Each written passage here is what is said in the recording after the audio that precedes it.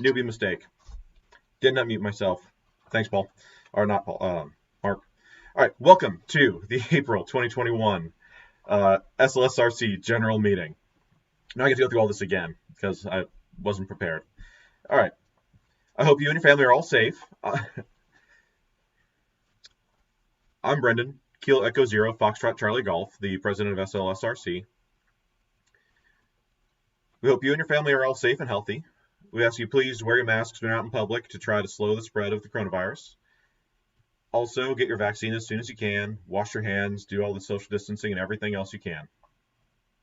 The sooner we get this kicked, the sooner we can get back to in-person meetings. If you are watching the YouTube chat live, please log into YouTube so you can chat and put your name and call sign into the chat so we know who all is here. Do we have any new techs or upgrades in the past month? Give it a moment for you guys to answer. And then any first-time attendees in the chat?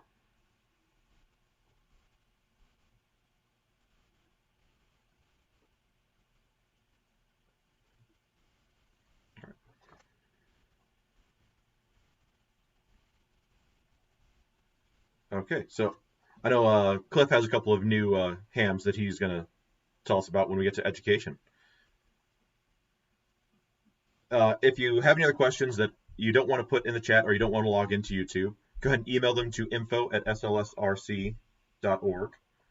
And we have Don Weir, who's a first-timer. Randy Carl, first time, welcome, both of you. And Jim Henley, Dean Berglund, Randy Carl, Nicholas Cleveland, a bunch of you. So great. Glad to have new visitors. If you want to join Slsrc, just go to our website, www.slsrc.org, and go to the shop portion, the shop menu, and you can join Slsrc. It's only $30 a year, very affordable. And it goes to support our repeaters and our other club activities.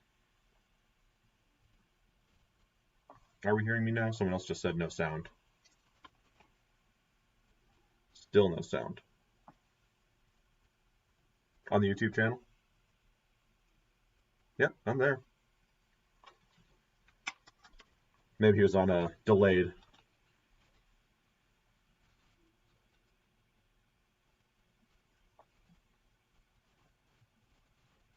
Yep, sound is fine, sound is fine, sound is fine. Yep. Okay. Give me a momentary heart attack again. All right. So, we're still looking for people to join our committees. We're looking for more people for the Winterfest committee, which we'll get to in a moment. We're looking for people for field day, and we're looking for a public information officer, someone to do public outreach and public contact, and we're also looking for someone to chair the equipment committee. If you have any questions, throw them in the YouTube chat or send them to info@slsrc.org. Please give us a thumbs up and subscribe to our channel if you haven't already. It doesn't cost you anything, and it's good for the club. Do we have any silent keys? I didn't see on STL hams, so if you know of anyone, go ahead and throw them in the chat so we don't miss them.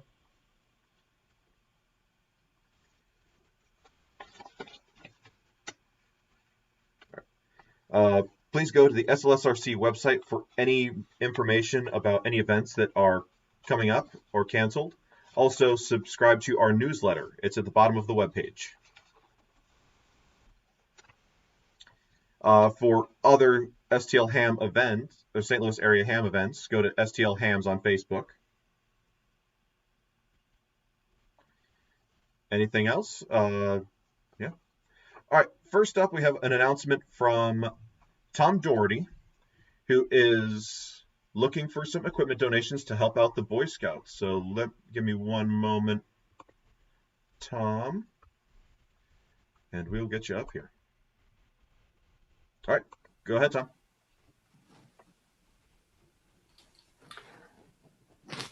Hi, I hope you can all see the pavilion, which is in process of being completed out at SBAR-F Scout Ranch.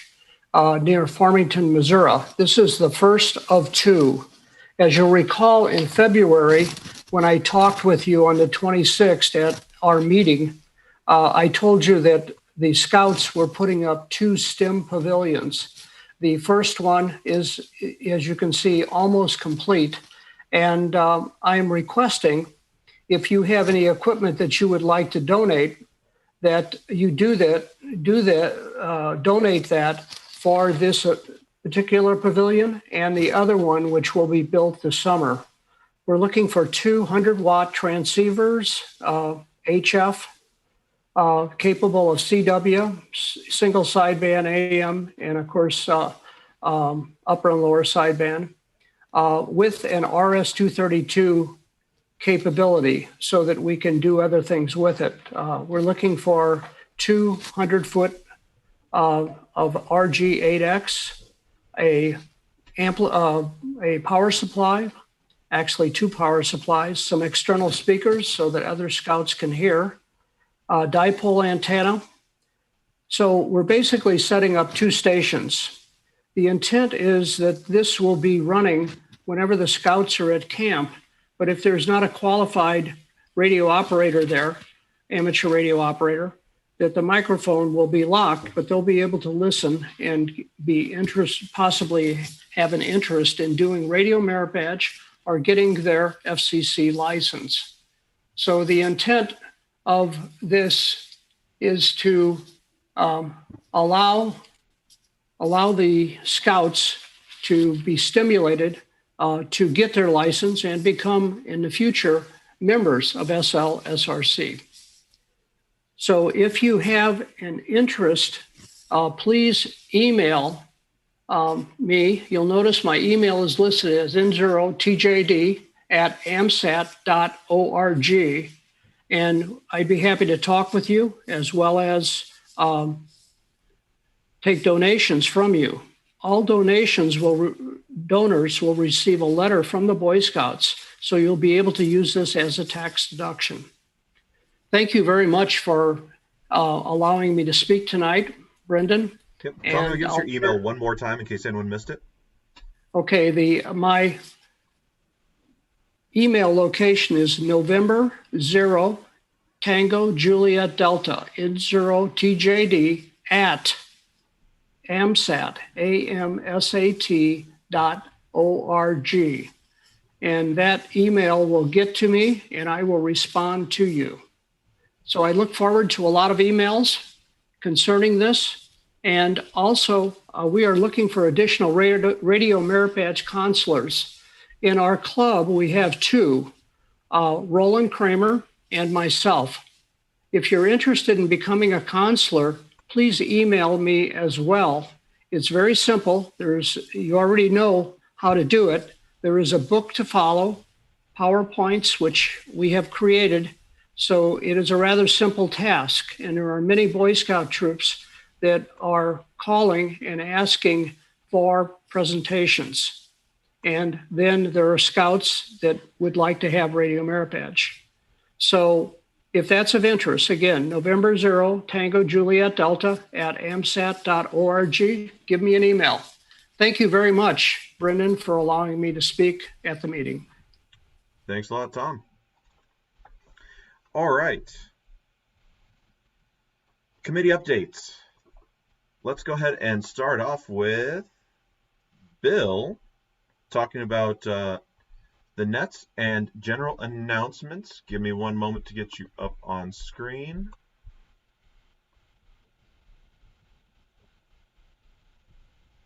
And Tom minimized.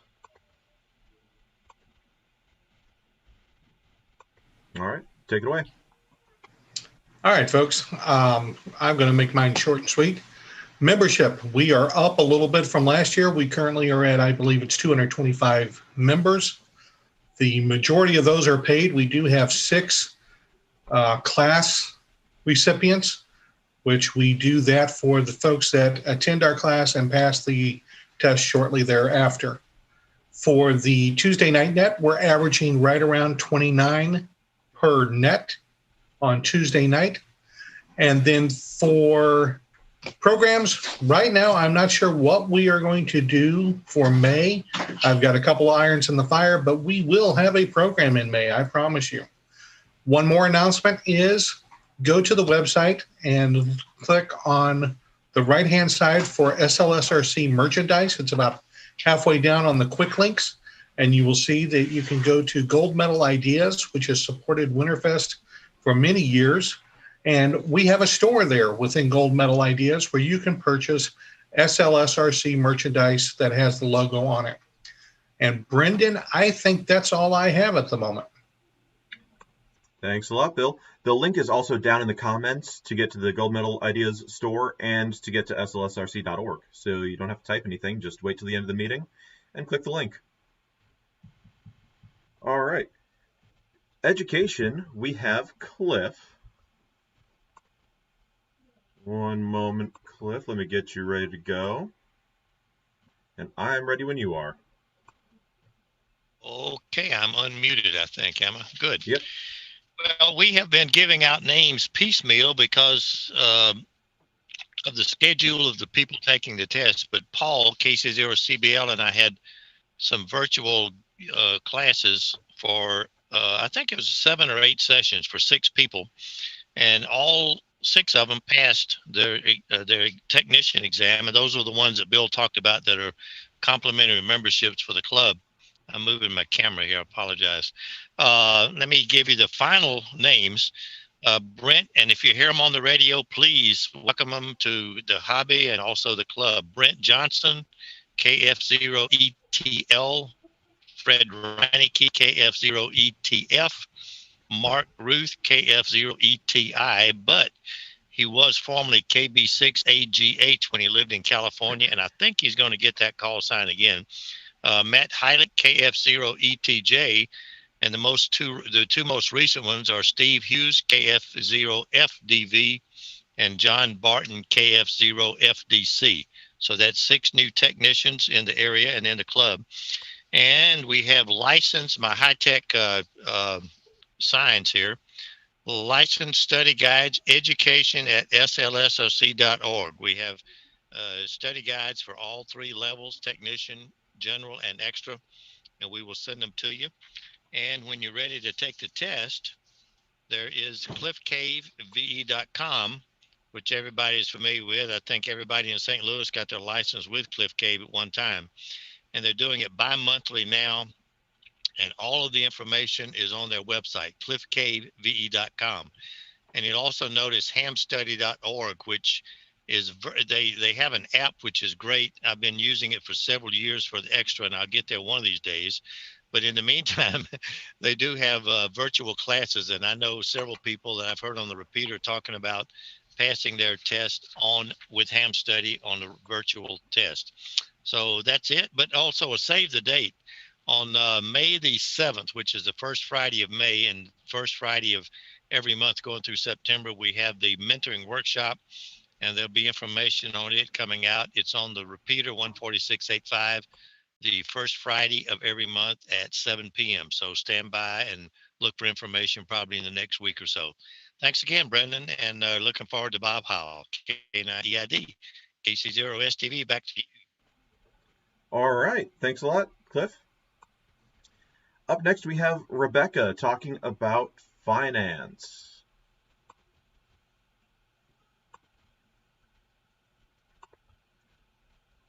All right, and you're good to go. Okay, we're going to keep this short and sweet. Our checking and PayPal accounts total $21,162. Our insurance CD, since we're self-insured, is currently at $26,260. And our education fund is at $9,027 for a total of $56,449.74 in total assets at the moment. I'm done. All right, that was short and sweet. I love it. I think she's in a rush to hear someone speak. I'm not sure who she's looking forward to. But up next, we will have Paul talk about the equipment grant coming up. Go right ahead, Paul. Hi, everybody. Last month, we talked a little bit about the equipment grant that we had put in place that was due to be announced last month as completed. Due to a few hiccups in it, we're going to go ahead and reopen it this month, starting tomorrow. The posting should appear on the website again tomorrow. I'm going to bring the mic up here to make sure you're hearing me well. So the story behind this is it is a Anytone AT-D878UV. Now, that is a DMR radio, but it is also a standard analog radio as well. So this is a handheld radio, free. All you have to do is fill out the grant application and write it well enough that we pick it. I'll tell you, at this point in time, I wish I was not on the board of directors, because I would certainly be putting an application in for this one. I think it's a great opportunity for you to have a new radio. It is a brand new radio that's being donated. I won't say it's never been opened, but it's in the box. So brand new. DMR is there. Analog is there. So you get to experience the world of DMR if you choose, or if not, you've just got a nice little analog handy talkie as well. So I encourage all our members to submit an application. The application process is very simple. You basically tell us why you want it and give us a little bit of history about yourself, how long you've been licensed and what your license class is, that type of thing. We go through and we sanitize all the applications so that nobody knows whose is whose except me. And then the board reviews them and votes on them and selects a person based upon the applications. And then that person walks away with a brand new Anytone radio. So I encourage everybody to seriously look at it. It's simple. It's easy. The application process is, if it takes you 15 minutes to fill it out, I'd be surprised. So really want to, on May 28th, I really want to announce that we have a winner on this one. So the process is, as I said, the forms and applications will be on the website starting tomorrow. And they are due to me by midnight on the 16th of May, so 5/16. So you got about 3 weeks to fill this thing out. The email you'll be sending it to is Kilo Charlie 0 Charlie Bravo Lima at slsrc.org. All that information's on the website. It'll be on an email that'll be coming out. So we really encourage you to take a crack at it. Last time we did the grant program, there were some folks that got free equipment that have made really great use of it and enjoyed it a great deal. So with that, Brendan, I'll turn it back to you, sir. Have a great evening, everyone. Thanks, Paul. And before we get to our last committee update, if you have any other general announcements, go ahead and throw them in the chat right now. Then we have our last committee update, the Field Day Committee with Mark. I think he has some information that everyone will like to hear. Give me 1 second and go ahead, Mark. So I think most of you have probably heard Field Day has been canceled yet again due to COVID. Wait, no, it hasn't. We're actually going to be able to do it in person this year. Let's throw a party since we haven't been able to get together. So this is our first opportunity to really do so. We're still planning on having it at J.S. McDonald Park in just off of Lindbergh, I believe it is. And I'm going to follow one of Cliff's examples here. Get this lined up right so you can read it. June 28th and 29th. And if you are interested in discussing it, helping out with it, we need some radio captains. We need people willing to help plan and people to make sure that we have it staffed 24 hours to make sure that the equipment is watched and that we can operate. Again, 1 o'clock, June the 28th through 1 o'clock, June the 29th. You do not have to be there the whole time. We would love to have some people help out. Like I said, we're going to be there kind of around the clock. I'm probably going to be there kind of late night, but I got to leave, somewhat middle of the night. So I need some people that are willing to be there, middle of the night on till the morning.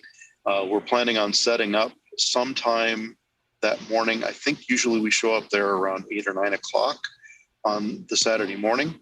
And what I need is a couple of radio captains. We have 4 different radios that'll be set up, and each radio captain would take one of those and have the responsibility of setting up the dipole antenna and the coax to it, getting the radio set up, plugged in, connected to the laptop, and we'll have, of course, that on a Wi-Fi network so that we can do all the logging combined together. So that it's not really that hard to be a radio captain. And while you're there, if other people are, looking for a radio to get on, you can help show them exactly how it operates.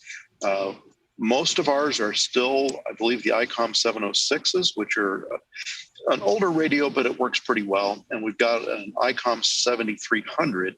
The one challenge we've found with the 7300 is it gets a little deaf with all the radio activity going on. So, we would certainly love to have you come help us out in getting set up. If nothing else, you get a chance to get your hands on the radio and kind of get some time with it. Make sure you know how to use it. So if you are interested in helping out, email me at fieldday@slsrc.org, and that'll come to me, and I will be scheduling a meeting probably within the first couple of weeks of May. We may have to do a follow-up meeting. And if I don't get people that are willing to step up and be radio captains, I may have to start tapping people and say, I really need people to do some of this, because I can't be there 24/7 to be able to manage it. And neither can the rest of the leadership for the club. We'll be doing what we can to provide coverage ourselves, but we need some help on this one. Got to make sure our equipment doesn't walk away in the middle of the night too. So please contact me at fieldday@slsrc.org if you're willing to help out. And looking forward to hearing Bob Heil talk. Thanks. Thank you, Mark. For those of you, the new hams that haven't taken part in a field day yet, or haven't taken part in an in-person field day, it is a fantastic opportunity. The club has all of our radios set up, and you can just walk up and operate on a band and make contacts. My first time going to one of the field days was before I got my license, and I showed up at one I saw online, and they handed me the mic, and I got to talk and made my first contact. Just there without any preparation. They got me set up and ready to go. It's cool. All right. I guess I did have my license then. Who knows? It's been a couple of years. All right. The reason we're all here, well, not really. We're all here because we wanted to support the club. But the reason we're all excited to be here tonight. Tonight we have Bob Heil, who I would love to introduce myself because of the large amount of influence he's had on live music, which is what my day job is, but also on amateur radio. But Bob has someone a little bit more special to introduce him. So we'll give Bob a couple of moments to get himself ready, because we are ready for him. And until then, do we have other announcements from the chat?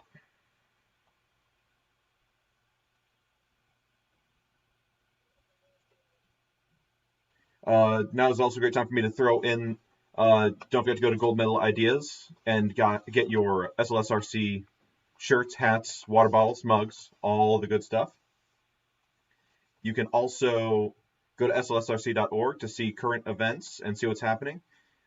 Soon you'll be seeing the gear grant coming up on the website. You'll also see our next live event coming up. We'll be doing our next repeater game will actually be a Simplex Sprint coming up Memorial Day weekend. And then we have another kit build, group build project. I don't think I've really picked out what it is yet. So if any of you have ideas, send them to info@slsrc.org. And I think that's all of the announcements again. So hang tight. We'll be right back with Bob Heil.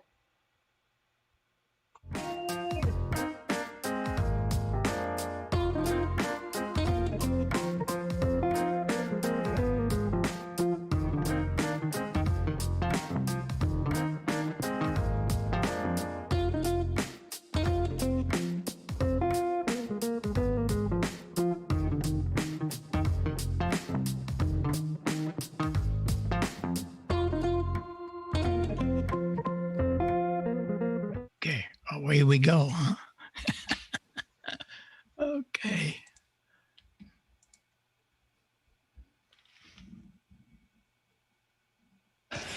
I'm Joe Walsh, WB6ACU.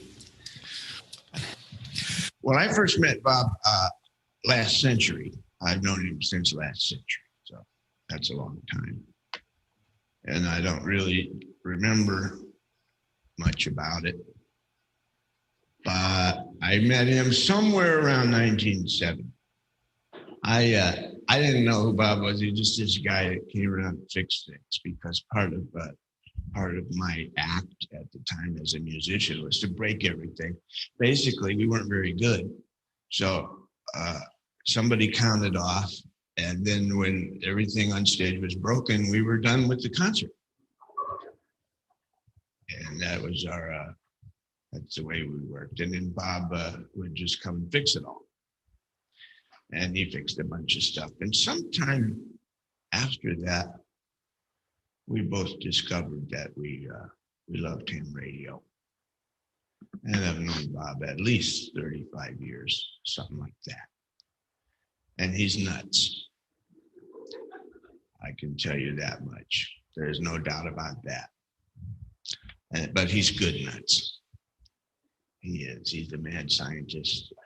Anyway, hope you enjoy the show. And great to be here.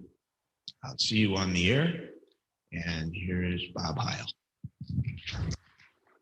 Good old Joe. When I would play organ concerts on the West Coast, he would be there if he wasn't on the road or whatever. Oh golly, we've had a lot of fun in our time.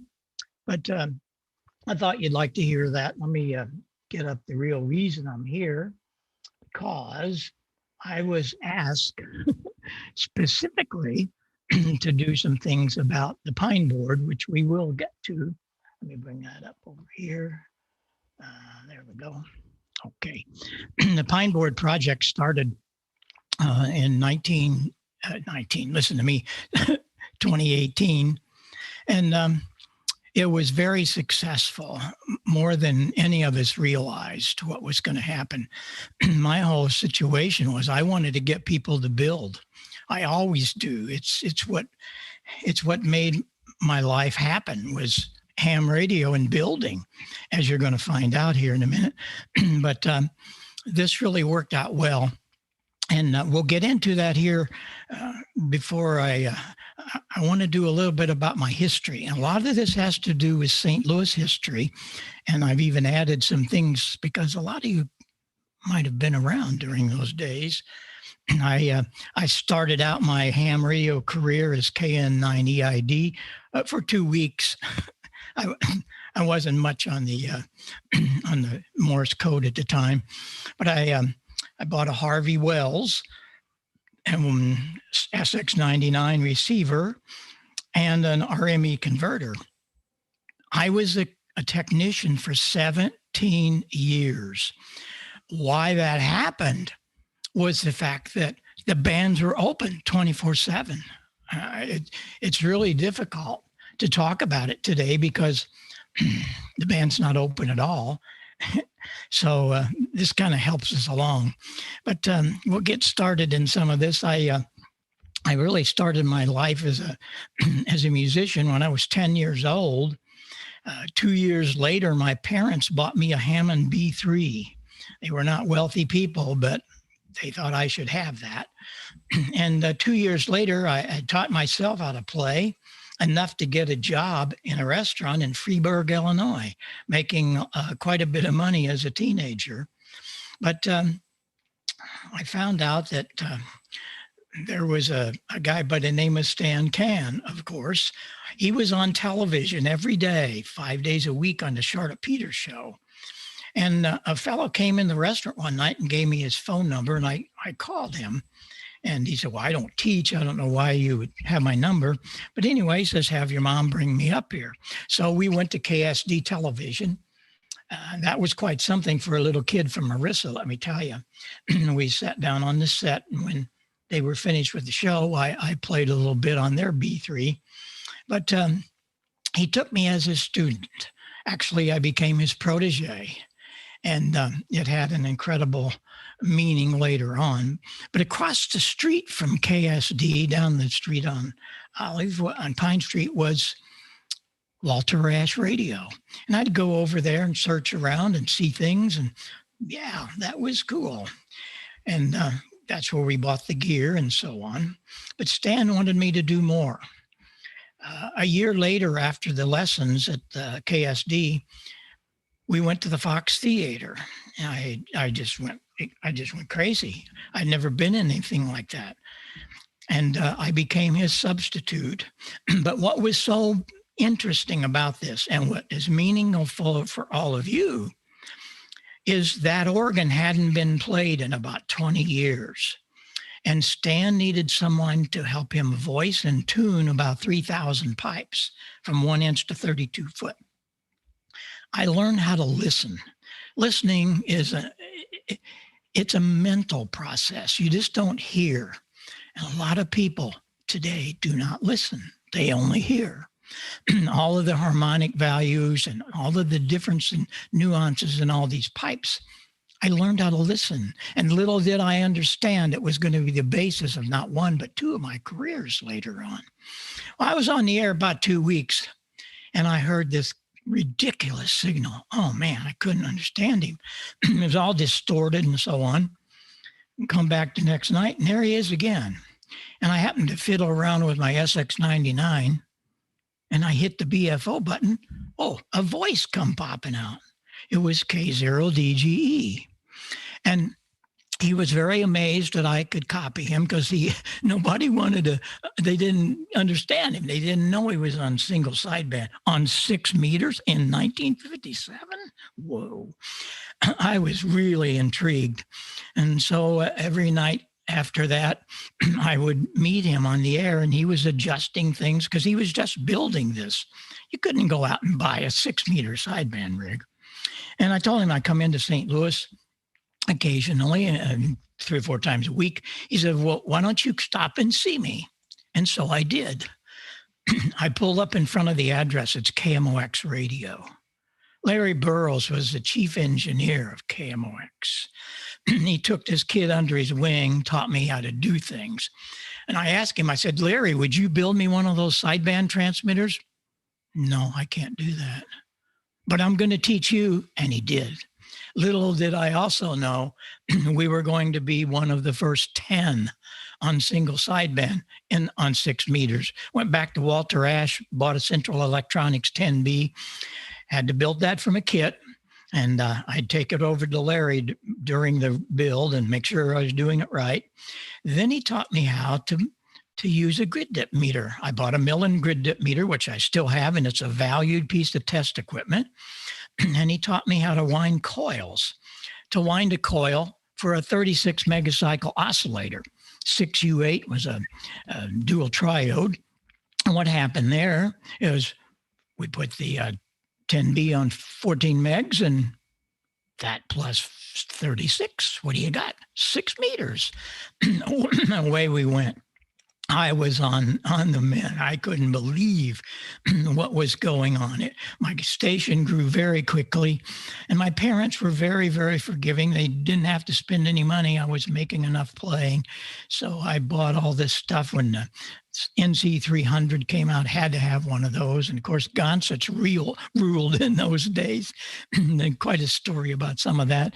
Don't have time to get into it. Need to come back sometime. There's so many other stories around some of this. But in 1959, I built a 6 and 2 Thunderbolt. That was a kilowatt amplifier on 6 and 2. Again, Larry helped me through it, and constantly reminding me to respect the high voltage because we're talking over 3,000 volts. One day I get a call from Bob Drake of the Drake Company. He said, are you the guy that's got single sideband kilowatt on 6 meters? And I said, yes, sir. He said, I want to invite you to one of our club meetings. We do this club meeting yearly. And once a year, we ask for papers, people that have done things that can come in and tell us how they did it and why they did it and so on. And so I had a friend of mine that was on 2 meters locally, and he had a Bonanza an airplane, and he said, I've heard about that thing, let's go. And so we went to the Biltmore Hotel. They had taken all of the furniture out of one of the floors. They had the Collins room, the Hallicrafter room, the Mosley Room, all of these great people. They were like celebrities to me because I read about them in QST and CQ. It was an amazing time for this little kid. I presented my paper on how I did it. I was sorry that Larry wasn't there, but I sure did give him the knowledge that, the acclimacy, that he helped me do this. Where was this? It was in Dayton, Ohio. It was one of the first of the Hamventions, which the first 4 or 5 were held in the Biltmore Hotel, downtown Dayton. In 1964, they moved out to Hera. Well, while I was there, a guy from the J-Beam company said, hey, we're looking for somebody that could help us. We're needing somebody to do some experiments with one of our large antennas. Would you be willing to do that? Well, why not? They sent over 128 elements on 2 meters. I had a local Motorola dealer. He lived about 8 miles south at Sparta, Illinois. He and a contractor, K9EBA, he had booms and cranes, and they really put all this together. That was a 50-foot tower with a 50-foot boom, was a Roan tower. Had 2 prop pitch motors in it, so we could point it to the moon and do all kinds of things. There's an amazing story about that in itself. I also put up 110-foot Roan, and that was on the other side of our house. The 120 element was in a spare lot next to our home. And again, my parents were so loving. They let me do all this, but it wasn't costing anything. And I had an incredible time. Kind of hard to see there, but that 6-meter antenna, it's 36 foot long, but not all of the elements are horizontal and not are vertical. It was Telerex's new spiral array. And the situation there is your signals, when they leave your antenna, they don't always stay in that plane. They rotate all the way through vertical and back to horizontal probably. That is why we have fading. It's not that the signal gets weak. From horizontal to vertical is a good 20 dB. And so they hoped that this was going to help some of that on 6 meters, and it sure did. Well, in the meantime, I put up another tower, and this was a 50-footer, and we put up a 2-meter, 36-foot long Telerex. One was vertical, and I put one horizontal. Down in the station, I had phasing lines that I can switch back and forth. This was a very interesting thing for me because I learned all about phasing. Phasing is my favorite subject. I can spend a whole time with you. Maybe we should come back and do that because it's very, very cool how that all affects us. In 1961, I built the first transverter band switching 6 and 2 meters. You can see it there in that lower corner. And that put me with a kilowatt band switching on 6 and 2 meters from the Central Electronics. I also got a job in 1962 with CQ Magazine. I wrote a VHF single sideband column. That's how rare single sideband was to the VHF scene. Well, all during this same time, I got a job at the Holiday Inn out by the airport. I was playing the organ there in 1959, actually started. I was there for 6 years. I built a pipe organ in the restaurant. It was a Schneidhorst 4-star German restaurant in the Holiday Inn. That was the largest Holiday Inn in the chain, 600 rooms on one floor. What was so fun about it, and some of you are going to be smiling and saying, yeah, I remember that. I did an hour every day. I'd leave Marissa at 6 o'clock, and I would drive for 1 hour to get to the Holiday Inn, and I'd leave at 11 o'clock, come back to Marissa. I had all kinds of VHF gear in it, but had a Halo, a 6-meter Saturn, and a 2-meter Salem. Hard to see them, but they were both on there. It was crazy. But after 15 years of playing 6 nights a week, I said, you know what? We're going to do something different. I opened a music shop in my hometown of Marissa, and we were selling Hammond organs to churches and schools and a lot of homes. It was a big deal in the 50s and the 60s to have a Hammond organ. And I was teaching lessons and all of that. But the bands locally found out there was a guy with a soldering iron. They started coming to me. The first guy ever came, because I wasn't paying any attention to any kind of rock music. It really hadn't hit in 1967 when I started the store. Kid brought a guitar amp in one day. I'd never seen one before, and said it was broken. Yeah, it was. He probably tried to make it go to 12 and it only went to 10. And I figured, well, he probably blew out the finals, which he did. And I knew the circuit well because there it is right there. That's my Harvey Wells. I still have it. It still runs every morning on the MoCam AM net, along with some of my other goodies.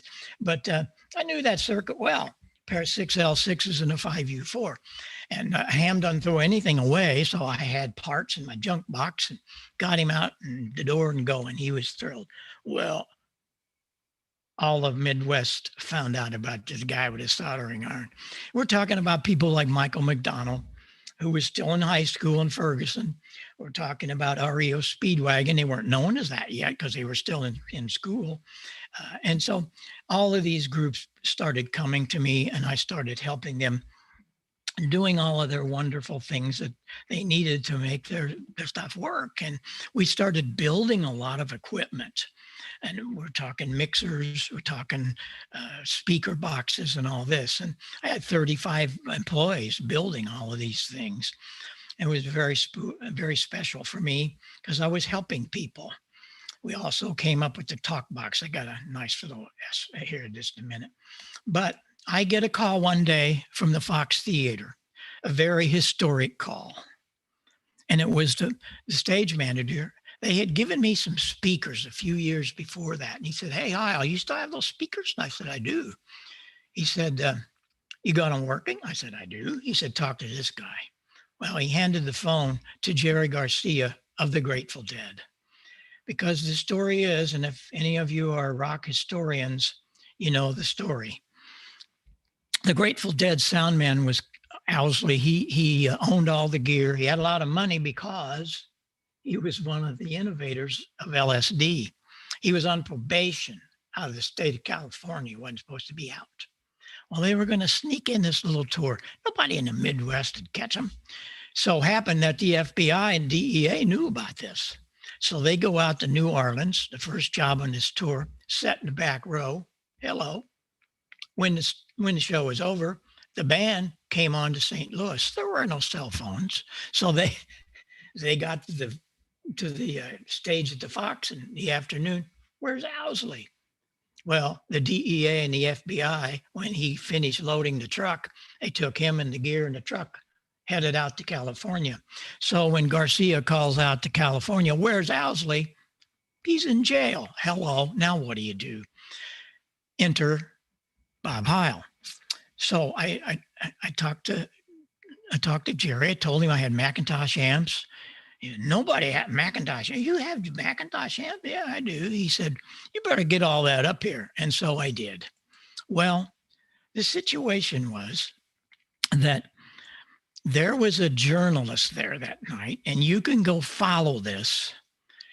Put it into Google. The night rock and roll sound was born. I didn't meet the man, but in reading his article later on, he would have had to have been there. There were too many things happened that he wrote about. And it really started an avalanche for me. We went on to do that tour. I stayed back in Marissa because I had the store to run and my plant to run. But I had two really good roadies from Carbondale, and luckily they knew every song of the Grateful Dead, which really helped because they could mix well for them. And we worked with Jerry for many years till his death, actually. And it was kind of an interesting thing. After they left St. Louis, they were headed out to New Jersey, and Jerry called me. I think they were in Ohio a couple of days later. Jerry called me and he said, "What is all this ye old music stuff?" He says, "We can't pronounce all that. We're just going to call you Heil Sound. Is that okay?" And so Absolutely true story. It was Jerry Garcia that named Heil Sound, not me. It was ye old music. I didn't think any further. Oh gosh, I miss him so much. But we were building lots of touring systems, doing all kinds of big shows. One of the things about it, you're looking at a straight guy. I've never tasted beer. I have never done any drugs. For gosh sakes, never smoked anything. And I'm running around all these drug addicts. But they respected me because I had a soldering iron, as Pete Townsend always used to say.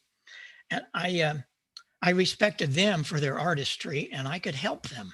And that's the thing that not a lot of guys did, because they'd go into music shops to get help. And man, I'm going to talk to these guys. You got to get out of here. They were selling band instruments. Well, I quickly learned. And I also couldn't put up with the fact that on a couple of our first tours, one guy'd be in a Volkswagen van, another one in a pickup truck, and another one a van. They'd never get there at the same time, and half the stuff didn't make it. It was terrible. I got rid of that idea. We were the first company that did a tour using at least a 40-foot semi and the driver. We bought an old Greyhound bus and built 11 beds so we could sleep 11 roadies in it. And Heil Sound became the premier company to do touring. And we did it for a lot of the big names. I also met up with the James Gang, one of those. Joe and I discovered, we're hams. And our relationship has been wonderful all these many decades. But something very interesting happened there. He had left James Gang, and in 1972, was forming his new band called Barnstorm. So we had to get ready to do that. And we put the band together in Marissa. We had a rehearsal hall in our plant, and we would put these bands together, the tours actually, all the equipment we needed, how it was going to pack in the truck, that all figured into it. But Joe had recorded the hook, as we call it. Every album has a hook. Every artist does. You think about an artist, and there's one song that you think about. And with him, it was Rocky Mountain Way. He went to Nashville to record the album at Pete Drake's studio. Pete Drake was a monumental steel guitar player, had a great studio there. And Joe is good friends with Bill and Dottie West, great guitar players, of course, in the country music. But while he was there to record this album, he was going to do Rocky Mountain Way. And Pete Drake had this little box and had a little 3-inch speaker and a funnel and a hose. He put it in his mouth, and it could do wah-wah type sounds with his mouth. And he did Rocky Mountain Way with that device. Okay, we come back to Marissa, and we're going, what do we do, Heil? That thing won't, they wouldn't give it to him. They wouldn't sell it to him. What are we going to do? Well, we had to have it a lot louder. So I built a talk box with a 100-watt driver, a high-pass filter, and had my fiberglass shop build me a little enclosure. And what happened?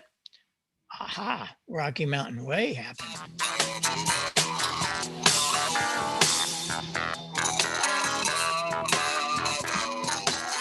You remember that. There are so many stories about it, but another quick one here so we can get moving on. Peter Frampton came over here with Humble Pie. We did almost every concert Humble did in their beginning.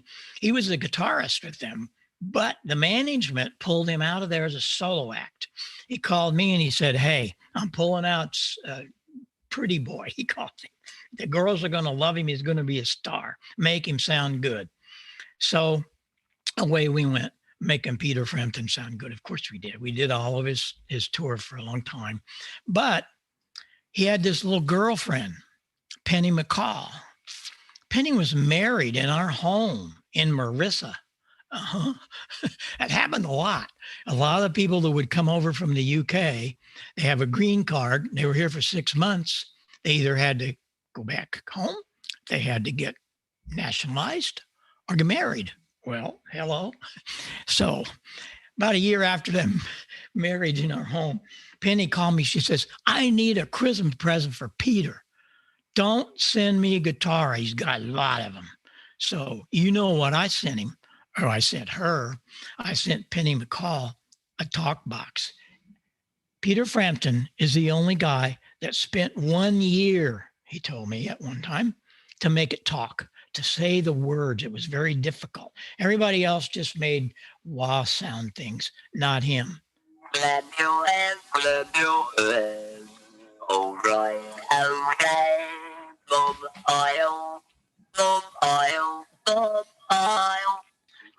So many stories about some of these people, but I just threw a couple of things that Marissa, Illinois was in the history books for all of that. We also had another band that their management called me and said, "Hey, you the guy that got that big PA?" And I said, "I am."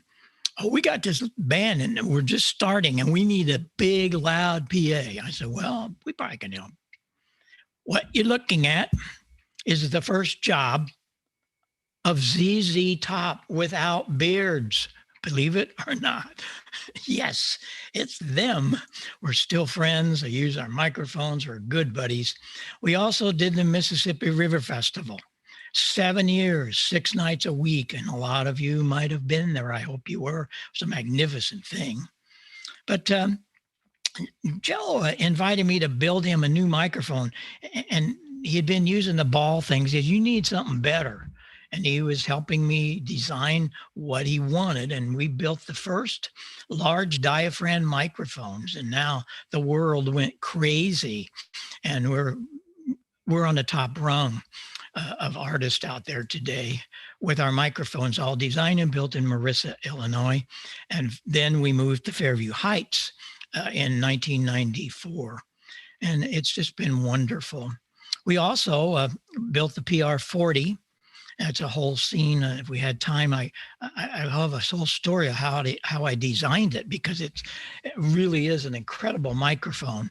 And all the broadcasters are using it. Sirius Radio just tossed out all their RE20s. They're all PR40s.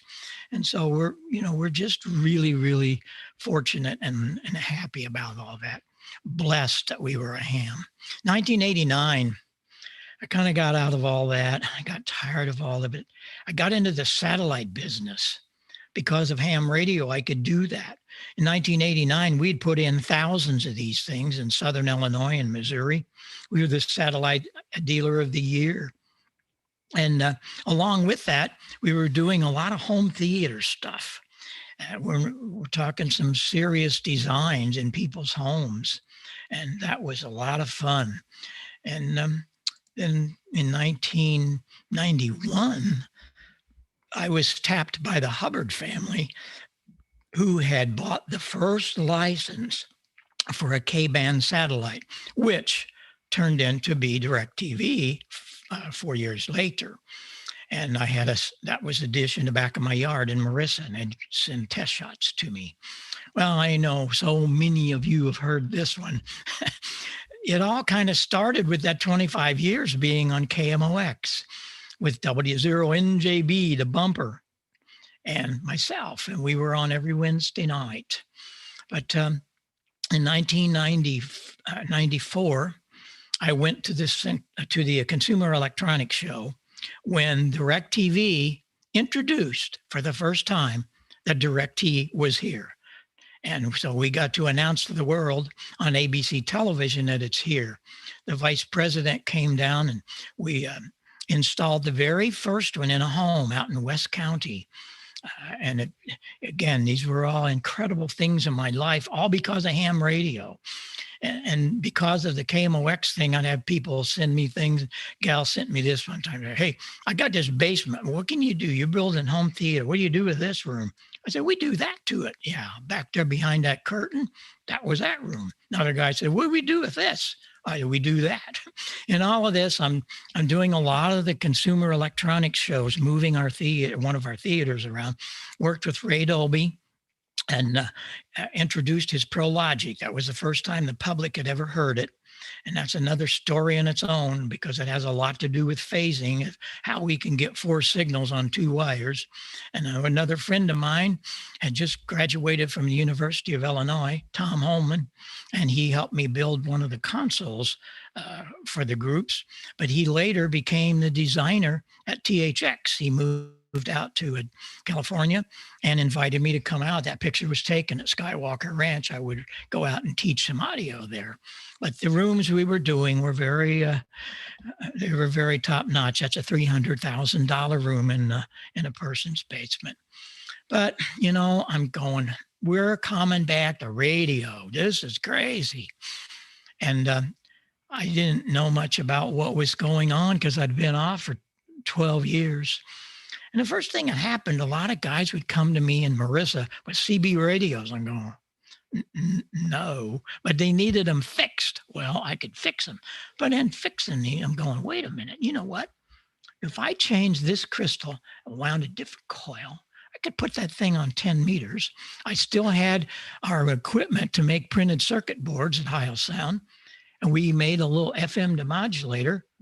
Wait a minute. Whoa, we could build a 10-meter FM project. I called High Gain because I knew or had heard that they were going bankrupt, which they did. And they had a semi-truckload of High Gain boards, and I bought them. And it started a revolution. Some of you are probably still around.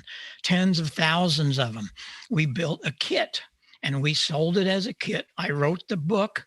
I was really the father. They deemed me the father of 10-meter FM. And things were really cooking. I also put the Marissa repeater together. A lot of you guys and gals probably remember that. It was a powerhouse.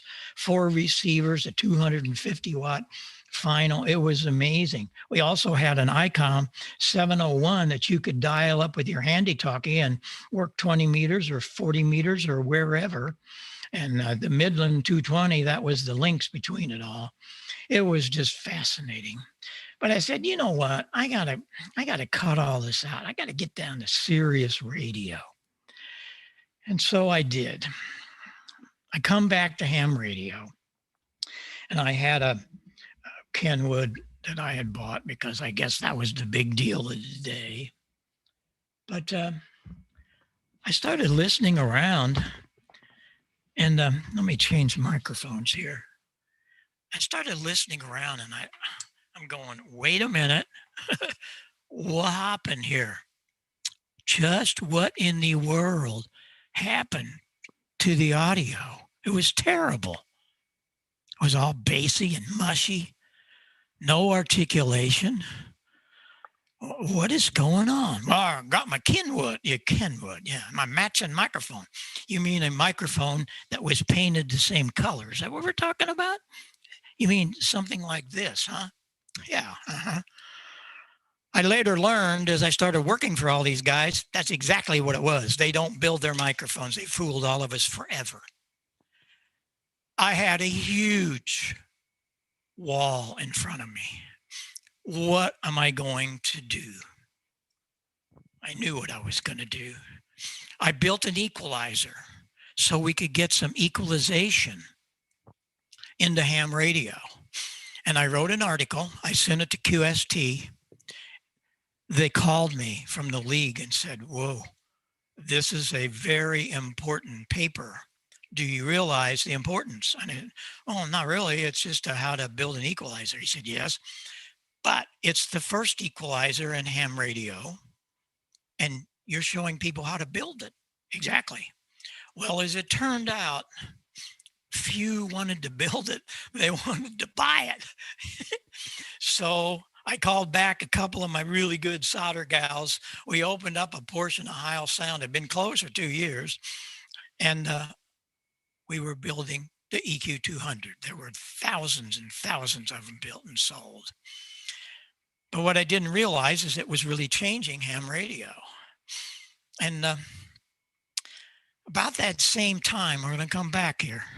About that same time, I'd get a phone call from Paul Klipsch. Paul Klipsch was the father of the folded horn. He was the father of the hi-fi movement back in the late 40s through the 50s. It was Paul Klipsch that put it all together. And one day he called me. He said, that you, Heil? And I said, yes, sir. You guys got that big PA, right? And I said, yes, sir. I want to come and see it. I'm going, oh no, oh no, oh no. And he did. He flew his bonanza up to Marissa, and all day long, it's like, well, why'd you do this? How come you did that? Well, how'd you know to do that? What school did you go to? I didn't go to school. I went to high school and barely made it, which is true. I barely made it out of high school. I had 2 careers. I didn't need it. Anyway, he put me in this plane that night. We flew back to Hope, Arkansas, and I spent the night. The next day was incredible. He took me out to his lab. Was on about 25 acres. He was doing all kinds of sound tests and so on. But here's where it changes for all of us. I want you to take some notes. This is very important. It's why I'm here, honestly, because this is not told to the ham radio bunch, and we need that. We need some of the things that you're about to hear about. You get a matching microphone and plug it in and you think it's hot dog. Well, not quite. Paul guided me to the studies of Bell Labs. Now, I had to go find it. That was a tough deal. Yeah, we had to go to the library and I had to search all this. You can go to Google today and find it. But he guided me to the studies of the Bell Labs. That was referred to as the idea factory of the 1920s. Bell Labs was a consolidation of AT&T and Western Electric, which was the manufacturing arm of the Bell system. Realize what I'm saying. This is not just fiction. They had 4,000 scientists and engineers assigned to the newly created Bell Telephone Labs. They were fully dedicated to researching how the human ear worked and what frequencies were most important to understand the spoken word. What was all this about? In the 1920s, they started building the telephone system. 2 wires. They started out in New Jersey. They went all across America. And every 50 miles was a relay station. I can point out a couple on Interstate 70. I really can. So could you if you knew what they were. They kept the voltage up, the current up, so that when they got out to the West Coast, it was going to sound really good. Did it? Well, when they turned on the telephone system for the first time, this is what they heard. What happened to our great articulation? What happened? Wait a minute. It went back and researched all of the voltage. Everything was right. What was wrong? And so the 4,000 scientists were pressed into a job. Yes, there were 4,000 of them.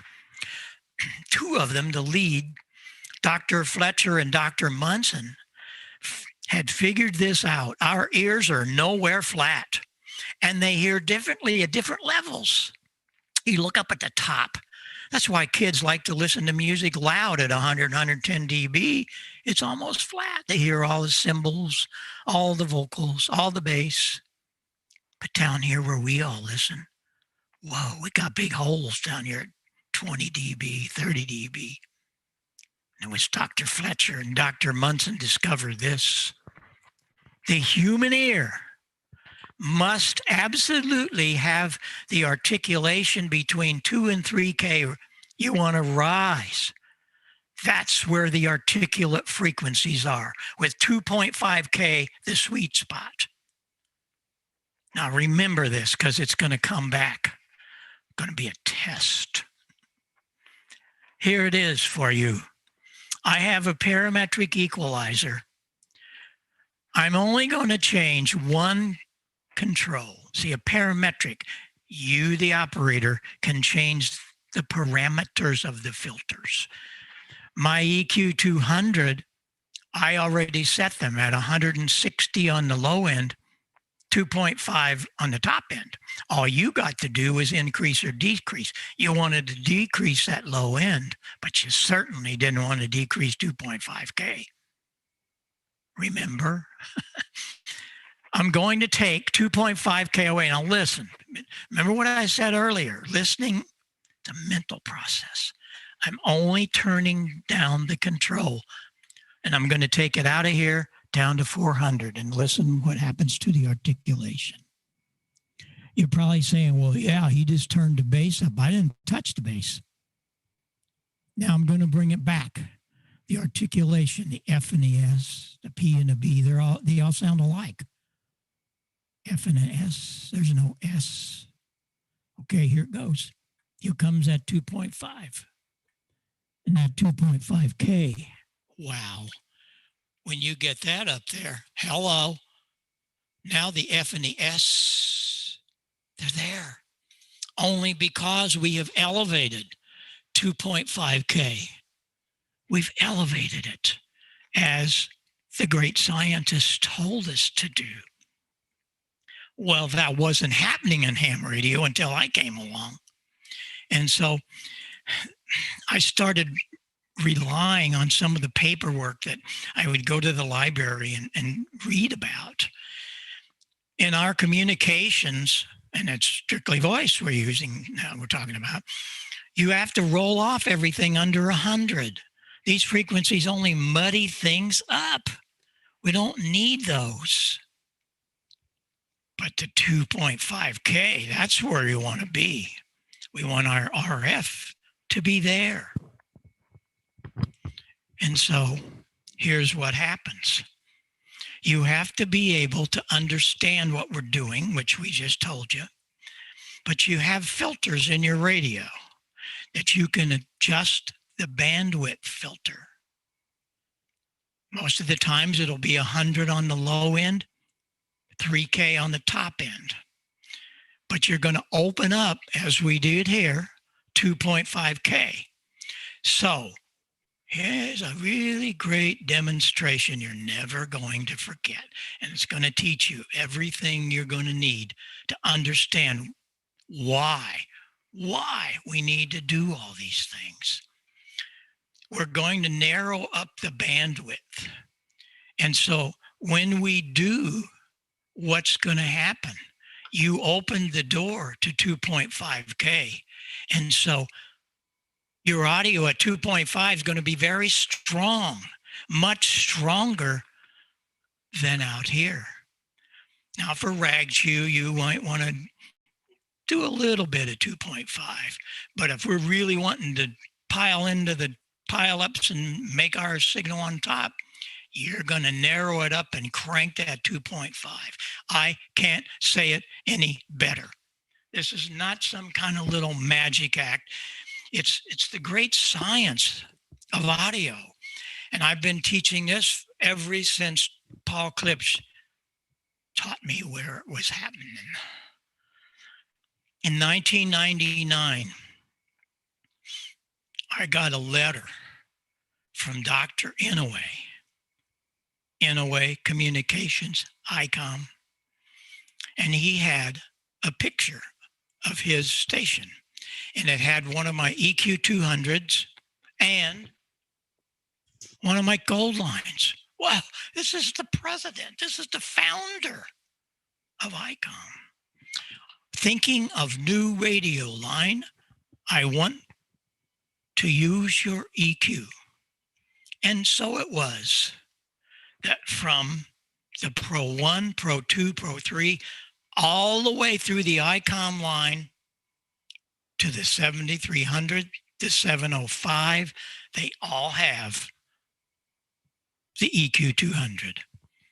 The situation is there's still people that are a little afraid to adjust it. No, we got to come back some night, guys and gals. There's a whole night about setting the radios and stuff, but just quickly, because I got to get onto the pine board thing. The first thing you ever do before you even think about transmitting, set the transmitter audio bandwidth. what it is. What is your bandwidth of that carrier? It's going to be 100 to 2500. Then you go up to the equalizer, and you're going to that base EQ is set at 160 hertz. You don't have to worry about it. I did it for you, and he followed through. So you're going to -2, roll off some of that bass, and increase a little bit of treble. That's at 2.5, and you have a beautiful signal. If you're going to do contest work, you know what we want. We don't want any bass, so we're going to set the bandwidth at 500 to 2500. And we're going to roll off all the bass possible, -5. And we're going to increase all the treble at 2.5. And beautiful. Yeah, it's not pretty sounding. I was the guy that brought the HC4s and 5s to this market back in 85. And I did that because of the California DX Association. They invited me to build a microphone that had no bass because they wanted all of their audio at 2.5. And so I did. We're still building it, the HC74. It works on our Pro 7 headset. It's amazing. And that's why you see so many DXpeditions using our headsets. Other factors about it, but it really works because it does a lot of the work for you. No, it's the worst sounding element in the world. Bob Heil invented it, and Bob Heil told you that. What are you talking about, Heil? Because it puts all of their power at 2.5. They don't care about sounding good. They only care about being on top of the pileup, and that will get them there. And so you have to adjust it right. Dr. Inouye also asked me if I would design a microphone for them, which I did. If you own an ICOM, this is your microphone. The ICM, it's not very expensive, but it is the microphone. It works so well. And of course, all of that's available in our headsets and stuff like that. But one of the important things is how to address a microphone. A lot of guys don't know how. What are you talking about, Heil? I know, because I hear you on the air. And I hear these guys, and they're backed off about this. Wow. No, well, shut up. I'll just turn up the gain. Well, when I do that, it sounds like you're in a roller rink. No, you never, ever, ever want to be more than 2 inches from a microphone. And then you can get really proper distance. It works so well. But all of this stuff is available to you, especially the Yaesu. The Yaesu is very complicated, but not really if somebody would show you. And it's all there under our support pages. All things ICOM, all things Yaesu, all things Kenwood, Elecraft. It's wonderful. And as I say, I would love to come back and do a whole night on how to set that Yaesu because it's important. You see, with the 2-band shelving that I designed the frequencies. There's 2 buttons, plus and minus. That's all you get to do. With parametric, and Dr. Hasegawa came to me 2 years after I did the ICOM thing at Dayton. I want to do it better. He came to my booth. Okay, well, we could do a parametric. Yeah, that'd be good. I said, not really. Why? Education. What do you mean? I got to do it. Well, their education really didn't make it. Sorry, it's terrible. Here's why. You don't have 2 buttons. You have 9. 9 controls on a Yaesu parametric plus a save button and a bandwidth button. So you really have 11. It gets really complicated. Come back some night and I'll get you into it because it's there. Believe me, it's really easy once you see it.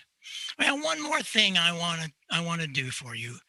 It's my baby. I've been working 2 years on this project, and it's now released, and it's been really good because it's helped so many. And what we're talking about your receiver. I work for these companies and I try to ask them, do something with your receiver. Oh, it's fine. I'm not talking about sensitivity and selectivity. I'm talking about audio. It's terrible. Every one of them. The $15,000 one, 1 or 2 watts at 10% distortion. That drives me nuts. All of the others, they're 1 watt at 10%.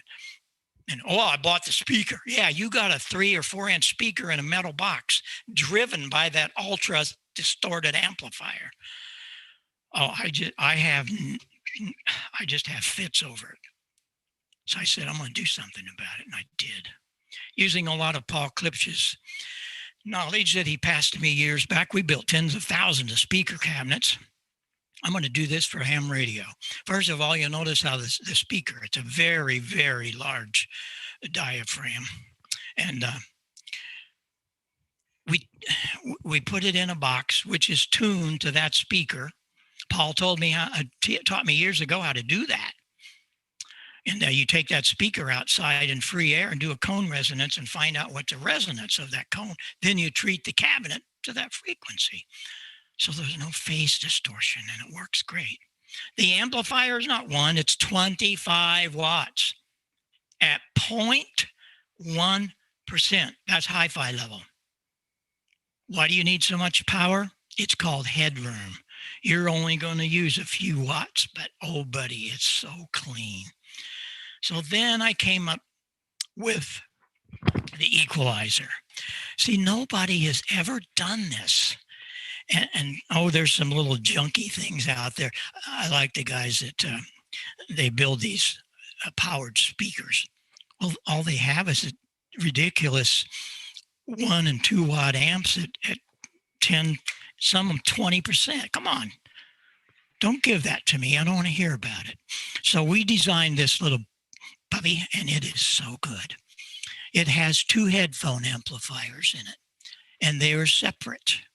What I didn't bank on was how wonderful many guys were going to be able to use it, because it gives them the articulation that they never had. Well, we did that, and we did it in a big way.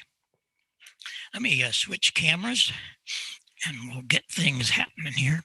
One thing about the equalizer is it runs on 12 volts. Of course. I need to turn on the amplifier. Let me do that.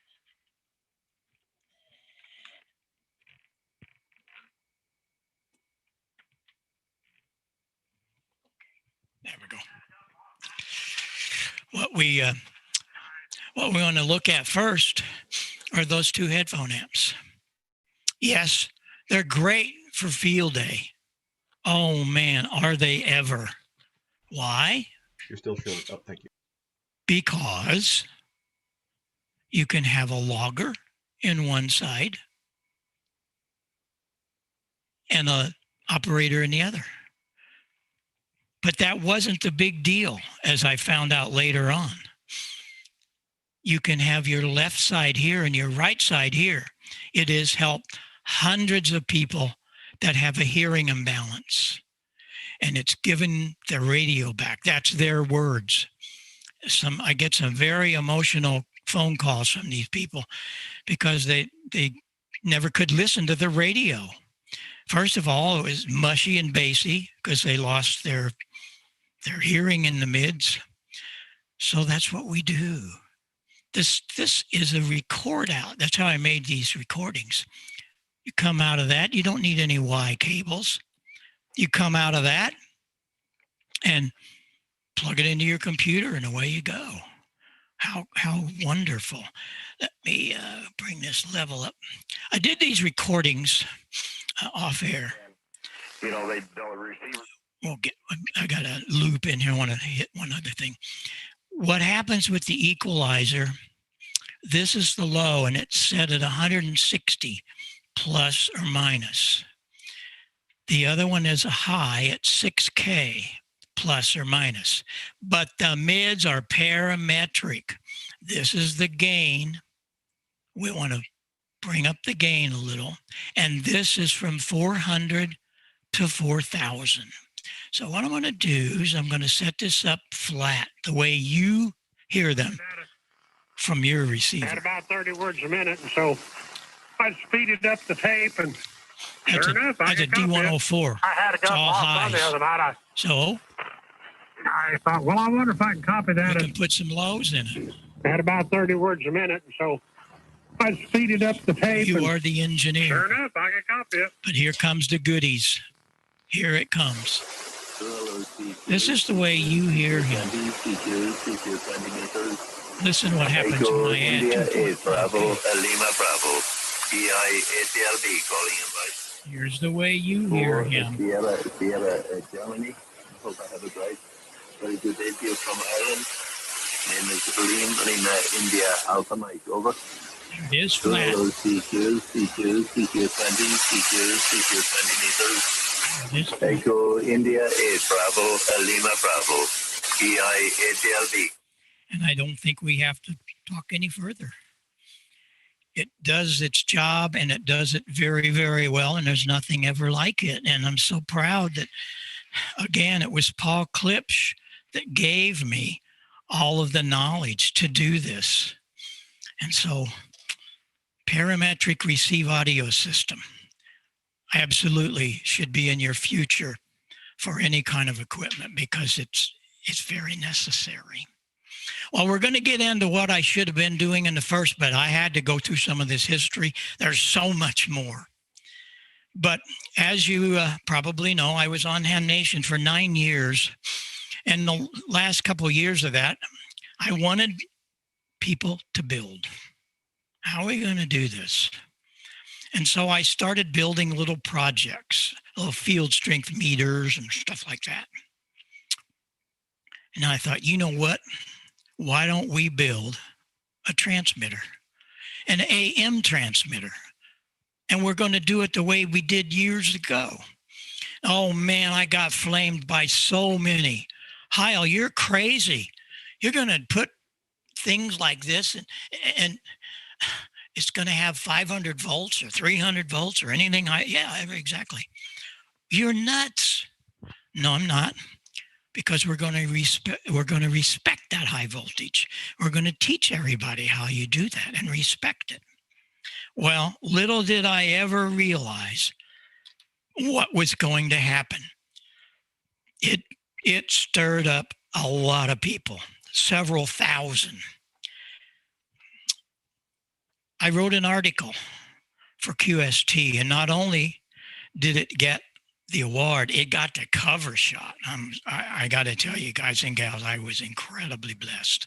I couldn't believe it. So now it really took some wings, and I was so happy, so happy. And here is that guy right here. But it grew into that, as we'll see in a minute.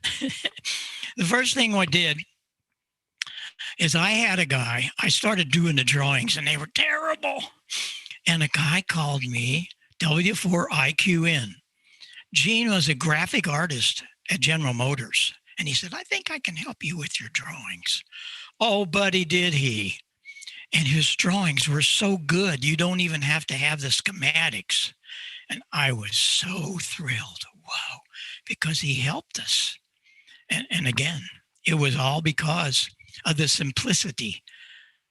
You get the parts from Antique Electric Supply. That was another thing I got flamed about. You can't get those parts out. You sure can.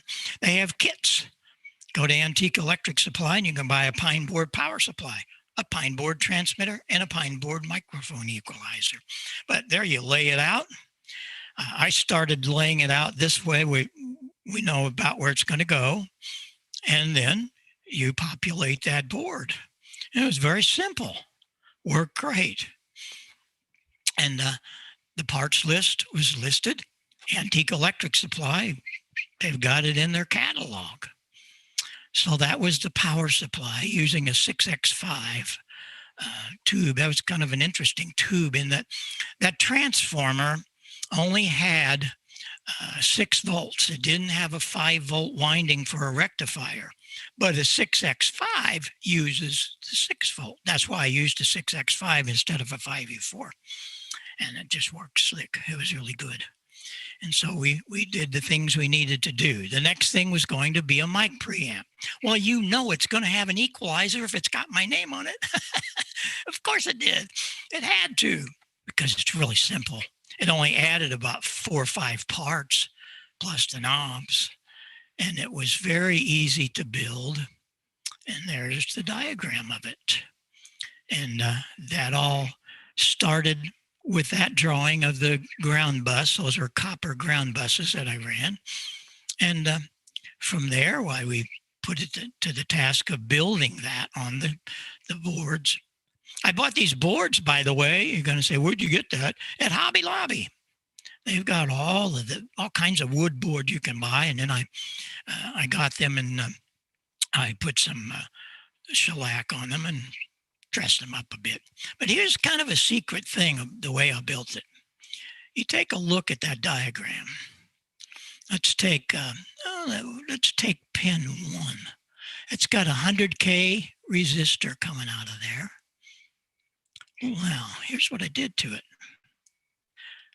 I turned the socket upside down. You see at the top is 100K right at 12 o'clock coming out of there. See it?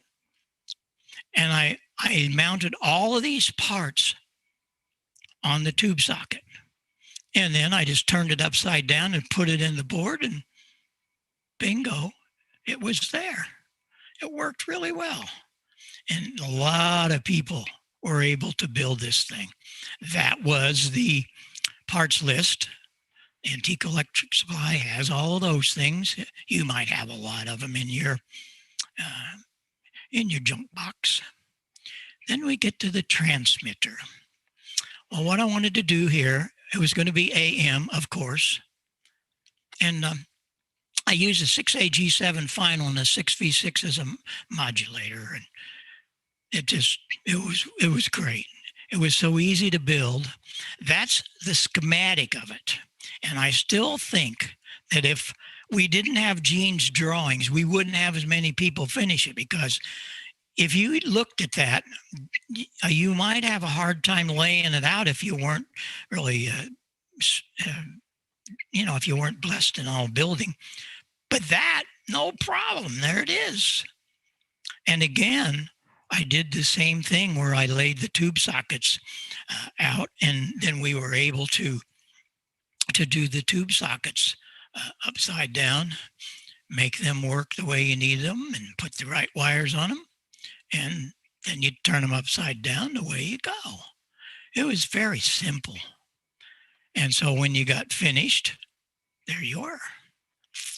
And I also give you some of the voltages so you can check that. But the thing about it is that it was laid out so easily. I made sure that everybody could understand what we did. Once Gene got with me, it was really easy. And the coil comes from MFJ. You call them. You can get most of these parts from them too, believe it or not. That coil is the coil from their 811 amplifier. And that coil is 160 meters. It works great, but we're going to cut it down to 45 turns. Make it short. That's this guy right here. Notice that little clip?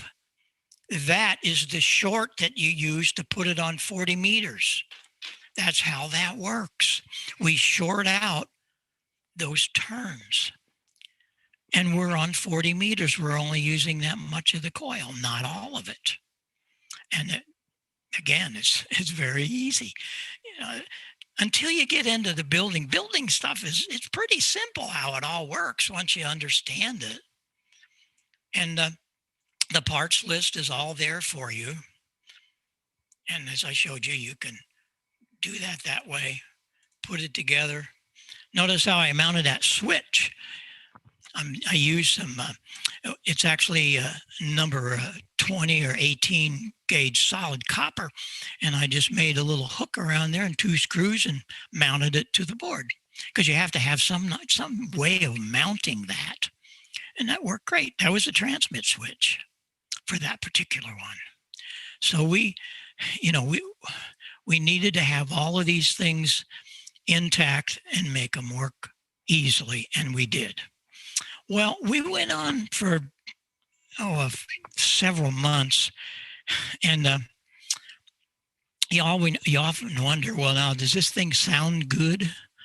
Well, here is a pine board running 5 watts from about 200 miles away, W0 BVT. Yeah, send it back to Bob, and then he could send it on out, and we'll see who can copy who. I'm running about 5 watts. 5 watts for the 6AG7 transmitter. K9EID, how copy, Bob? W0 BVT. Are there any questions? Because a lot of people say, who do you talk to on that thing? I've talked to all kinds of people on that thing. And of course, you can take that and plug it into an amplifier and make it louder. But that was 200 miles away on 3885 and sounded pretty darn good, didn't it?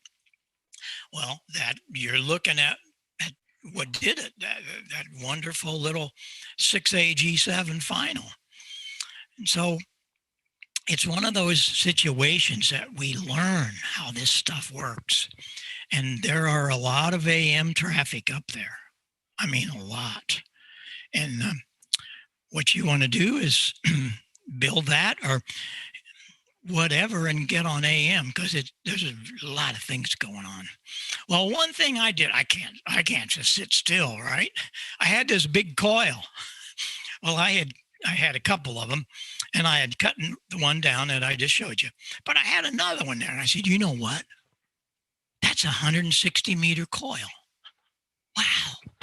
What if I used that whole coil and had a band switch instead of that little clip wire, and go over to a rotary switch out to the antenna, and I could switch the crystal. So what we ended up with was a 3-band AM transmitter. Wow, how do you like that? Well, it's pretty cool. There it is. That's the finished. And the power supply, equalizer, microphone equalizer, and preamp. Microphone goes in the back. And I use that whole coil, entire thing. And I have a switch. I got it from Antique Electric Supply. It's a 3-position, 1 pole, 3-position, and they go in and solder to those different taps on the coil. Well, okay. What do you think? You think it's going to work? I don't know. Let's find out.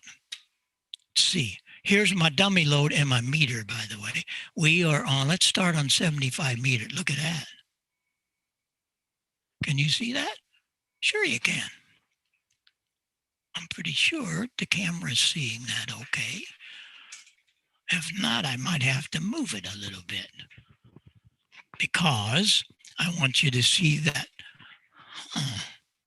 Okay, there you go. I have it's an MFJ QRP watt meter. Why not? Yeah, you can see that. Of course you can. There's my dummy load, like we used forever back in the beginning days. We're just going to tune her up. Here we go. There you are. That's 75.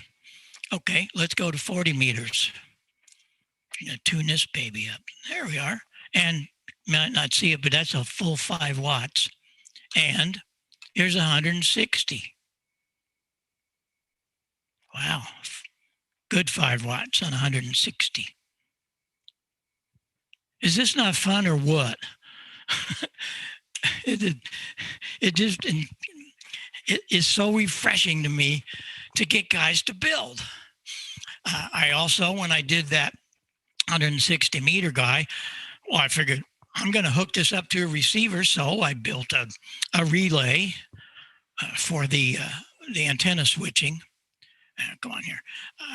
And that worked really good. By the way, if you didn't know, that's what you heard from Ashland. That 5 watts, just amazing stuff. But the whole thing is about making it happen. Build it, enjoy it. And you know what's really fun, if you can get 2 or 3 of you together, that's even more fun. And then you can talk to each other and get on the nets. We had a lot of people build, a lot. Here's what we got. Here's a couple of K4RT from down South Carolina, and I've worked him several times on this. He runs the Collins net on the Sunday afternoon, but he built it on a chassis, and that was very cool. He's a Torag coil, so that he could didn't have the big coil. So there's all kinds of things that you can do to make it work. I was very intrigued with the guy from Wisconsin.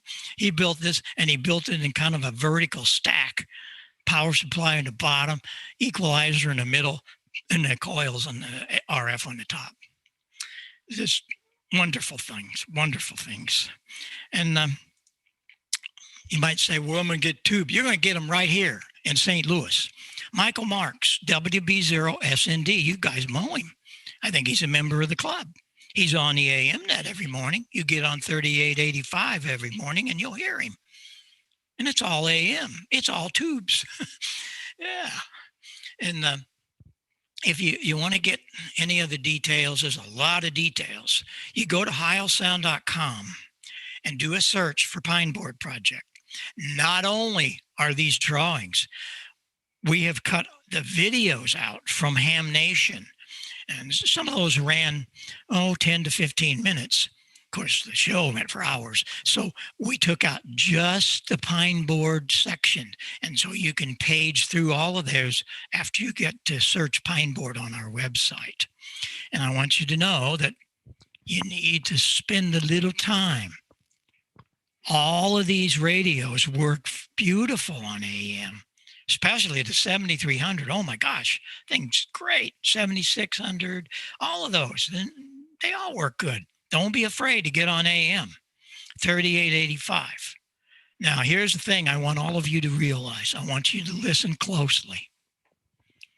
In the late 50s, when I got on the air, 1956, I'm on 6 meters. But I was listening around to some of the most horrible things I'd ever heard. It was one of the reasons I didn't want to get on the lower frequencies. They had wars. I mean, wars. The sideband guys and the AM guys. Because the AMers have been there forever. And here comes these new group of sidebanders, and they just pile in wherever they want. And they'd pile on a frequency, and I know of a couple of things. I wasn't there, but I heard reports. I know that happened, where a guy from Kentucky went and beat on the door of one of these monsters, the sideband guys. And he had a shotgun, and he meant business. No, nobody was killed or hurt, but he sure got the message across. So what they did, they were gentlemen. Everybody on 75 and 160 are usually gentlemen. So they decided amongst themselves, they had a meeting, 3870 to 3890 is the AM window. You do not want to work any sideband or CW there. You want to respect them as gentlemen we all are. Because, see, they're mostly crystal controlled. You have a VFO, you can go anywhere, and you got lots of space. We only have that very small window, and it works very well. Once in a while, we'll get some new guys that don't understand. All you have to do is graciously tell them, oh, I didn't know that. Well, now you do. I hope you join us in these mornings, that whether you build the transmitter or just pile in there with your transmitter. They all work good on AM. Before I leave you, I want to do two things. Several years back, I was incredibly blessed that Heil Sound was inducted into the Rock and Roll Hall of Fame. We're the only manufacturer in the Rock Hall. This is just one side. The other side has some of the ZZ Top and the talk box and all that, but that's the quad console we built for the Who and so on. Very, very honorable. And you see all that nomenclature behind me. When they printed that, they said, well, we need to know, what was your schooling? I said, it was ham radio. No, we want to know, where did you go to school? I barely made it out of high school, and that's a true story. I went only the number of required days, and I barely made the grades to pass. They were not good. I didn't care. I was already having fun at my career. And so I told them, you put in there, I learned all of this from ham radio. So I guess you can say ham radio is in the Rock and Roll Hall of Fame. And a few years back, I was given an honorary PhD by Mizzou. How honorable. I mean, here, as I said, here's a kid that I barely made it through high school. Only the required number of days. We had a calendar. Stan Can called the principal and said, how many days does Bobby Heil have to be in high school? And I don't know, 78 or 86, whatever it was. he took a calendar backstage at the Fox, and we're marking off the days.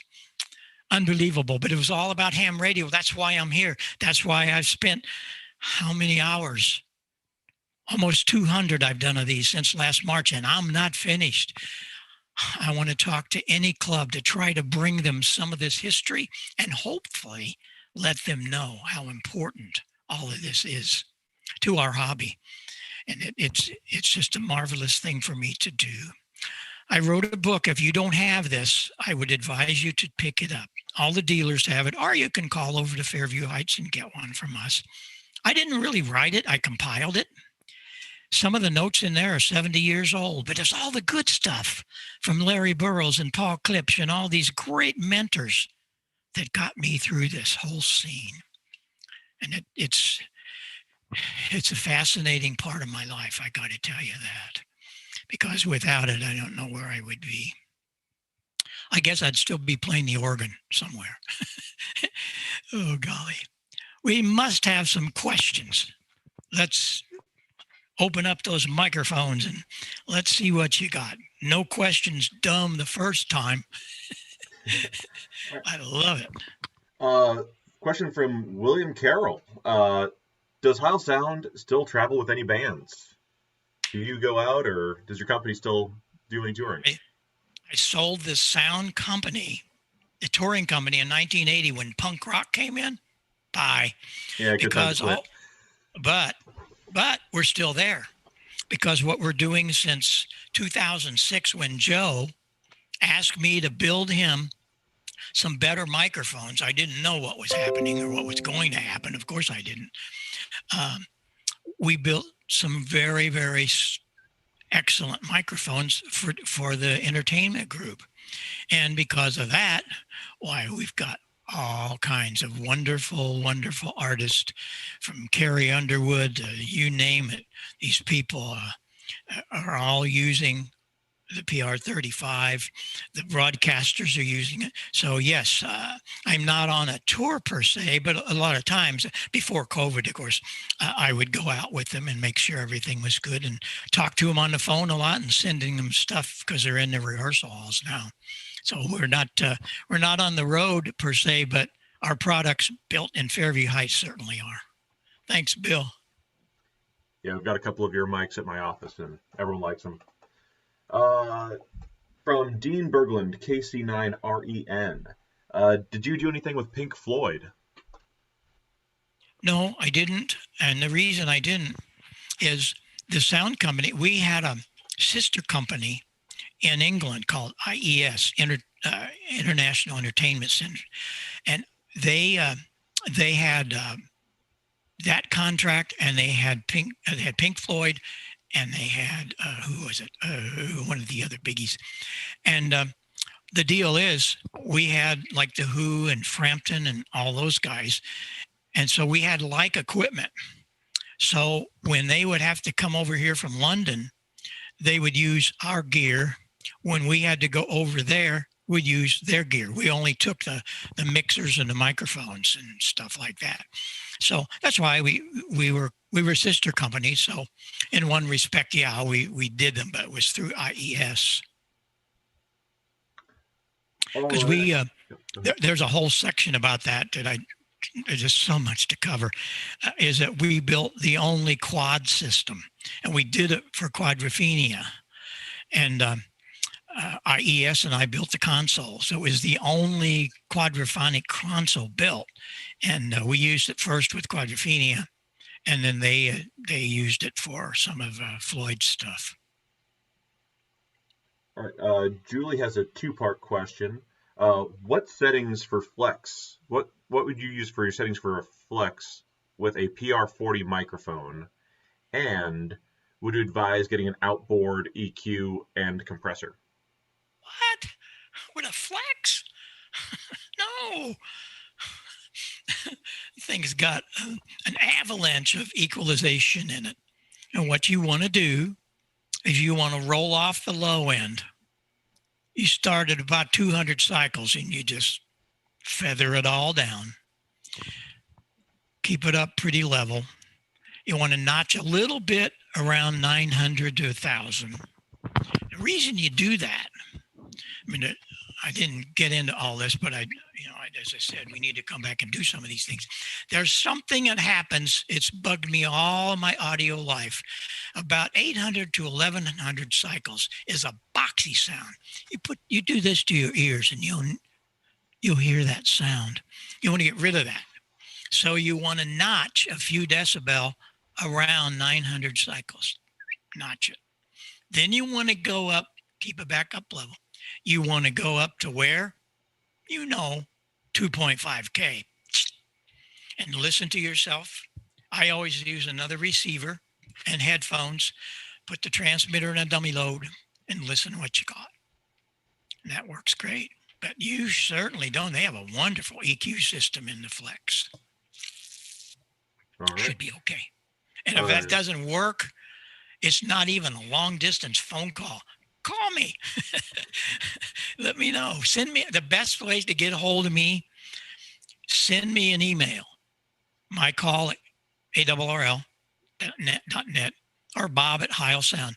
Send me an email and I will meet you on Skype or I'll call you. Don't be shy. It's what I do. I'm still out there doing it and helping people. I had one this afternoon. A guy was very confused. And we got on Skype, and now he's not confused. So you just feel free to contact me, and we'll get you fixed up. All right. Charlie, K9EID says hello. I guess you worked with him back in the day at KMOX. Who's that? Charlie. I didn't catch his last name. But it was Kilo Hotel 2 Oscar Papa. Charlie, is it talking about, did you say KMOX? Are you talking about Charlie at KMOX? Yeah. He says hi. Of course. Yeah. Yeah. Good to have you aboard, Charlie. We had good times, didn't we? I guess you heard today what they did to our mothership. Charlie Troxel, a.k.a. Charlie Brown. Yeah. Yeah. Charlie knows. You're probably as sad as I am today as to what happened this afternoon there. Oh, well. Shut up, Heil. We had good times there with Charlie and Jim White, Bob, all of the hams that were there, the other Charlie. Yeah. From JRLB, did you run into any other performers that were hams? What a great presentation. We're so lucky that you came to join us. No, I never did. And that's something. I never did. And I'll tell you one of the reasons I didn't, maybe, I never talked much about it. They also, this will give you something to think about. All these guys were very, very good friends. I lived in England on and off for about 4 years. And I would go to Townsend's house. In fact, he'd called me over one time. He said, "Hey, I need you here." So I jumped on the TWA, St. Louis, go to London, go to his studio on the Thames. Quad sound was big in 1973. And he said, "I want to be able to move Roger's voice around the hall. Can you do that?" Well, no was not in my vocabulary. So we did. And IES and I were putting together this really great piece of gear called the mixer. And that mixer was quite something. And again, you never know where it's going to end up. But in all of that kind of stuff, that particular one, there it is right there, ended up in a rock hall. That was the only quad mixer built for live sound. But I never told them about my playing the organ. I never told them about my ham radio. I mean, those kind of people were very focused on what they wanted, and I didn't want to sidetrack them. It was not about Bob Heil, not in the least. It was about them and what Heil Sound could do for them, and that's why we were the leaders in that market for that time. So yeah, I never met anybody. I'm sure if you were. Bill Cowley asks, do you have a storefront near here? Well, the plant where we build all this stuff is in Fairview Heights, next to Krispy Kreme, by the way. Yeah, we have that, but I mean, you can go there and buy something if you know what you want. We don't have a showroom. We have a lounge in the front. Had a lot of our equipment that didn't make it into the rock hall, but we have a lot of guys and gals, especially if you have any problems, take it over there, ring the front doorbell and ask for Donna. Donna's been with me 26 years. She's an amazing lady and she can fix anything. And sometimes if you want to buy something, you can go there, ring the front doorbell, ask for Donna. She can help you. That'll help. But as far as a showroom and try this, try that, not really. There's 4 warehouses full of parts and finished goods. All right. Randy Carl asks, do you recommend your parametric receive audio system for the ICOM 7300? Absolutely. I recommend it for everything. Every single solitary thing. You know where else it's getting big play? Television. We're getting a number of people buying it for television. It is amazing.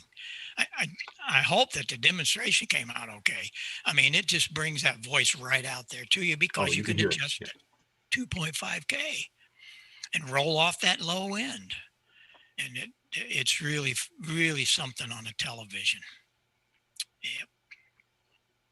All right. Josh Kroll asks, says he would love to hear your presentation on phasing. He just started to wrap his head around some of it. Are there any lower band antennas, 20 or 40 meter, that can compensate for phase fading? Well, I need to come back and do this section on phasing, plus a lot of other things like that. I had a phased array up for a number of years, and I have a really great video demo of that, how well that thing worked. And it's not expensive, and it works on 40 meters. It's killer. And I love sharing it, but phasing is so important. Wait, let me do something here. Yeah. If you have the time, I'll give you a little prerequisite here of phasing. I love doing this for clubs. There we go. Hey, Bill, I hope I answered all your questions about the pine board.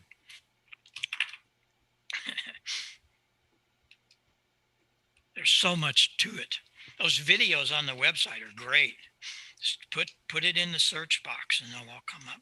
Okay, I'm going to unplug this mic.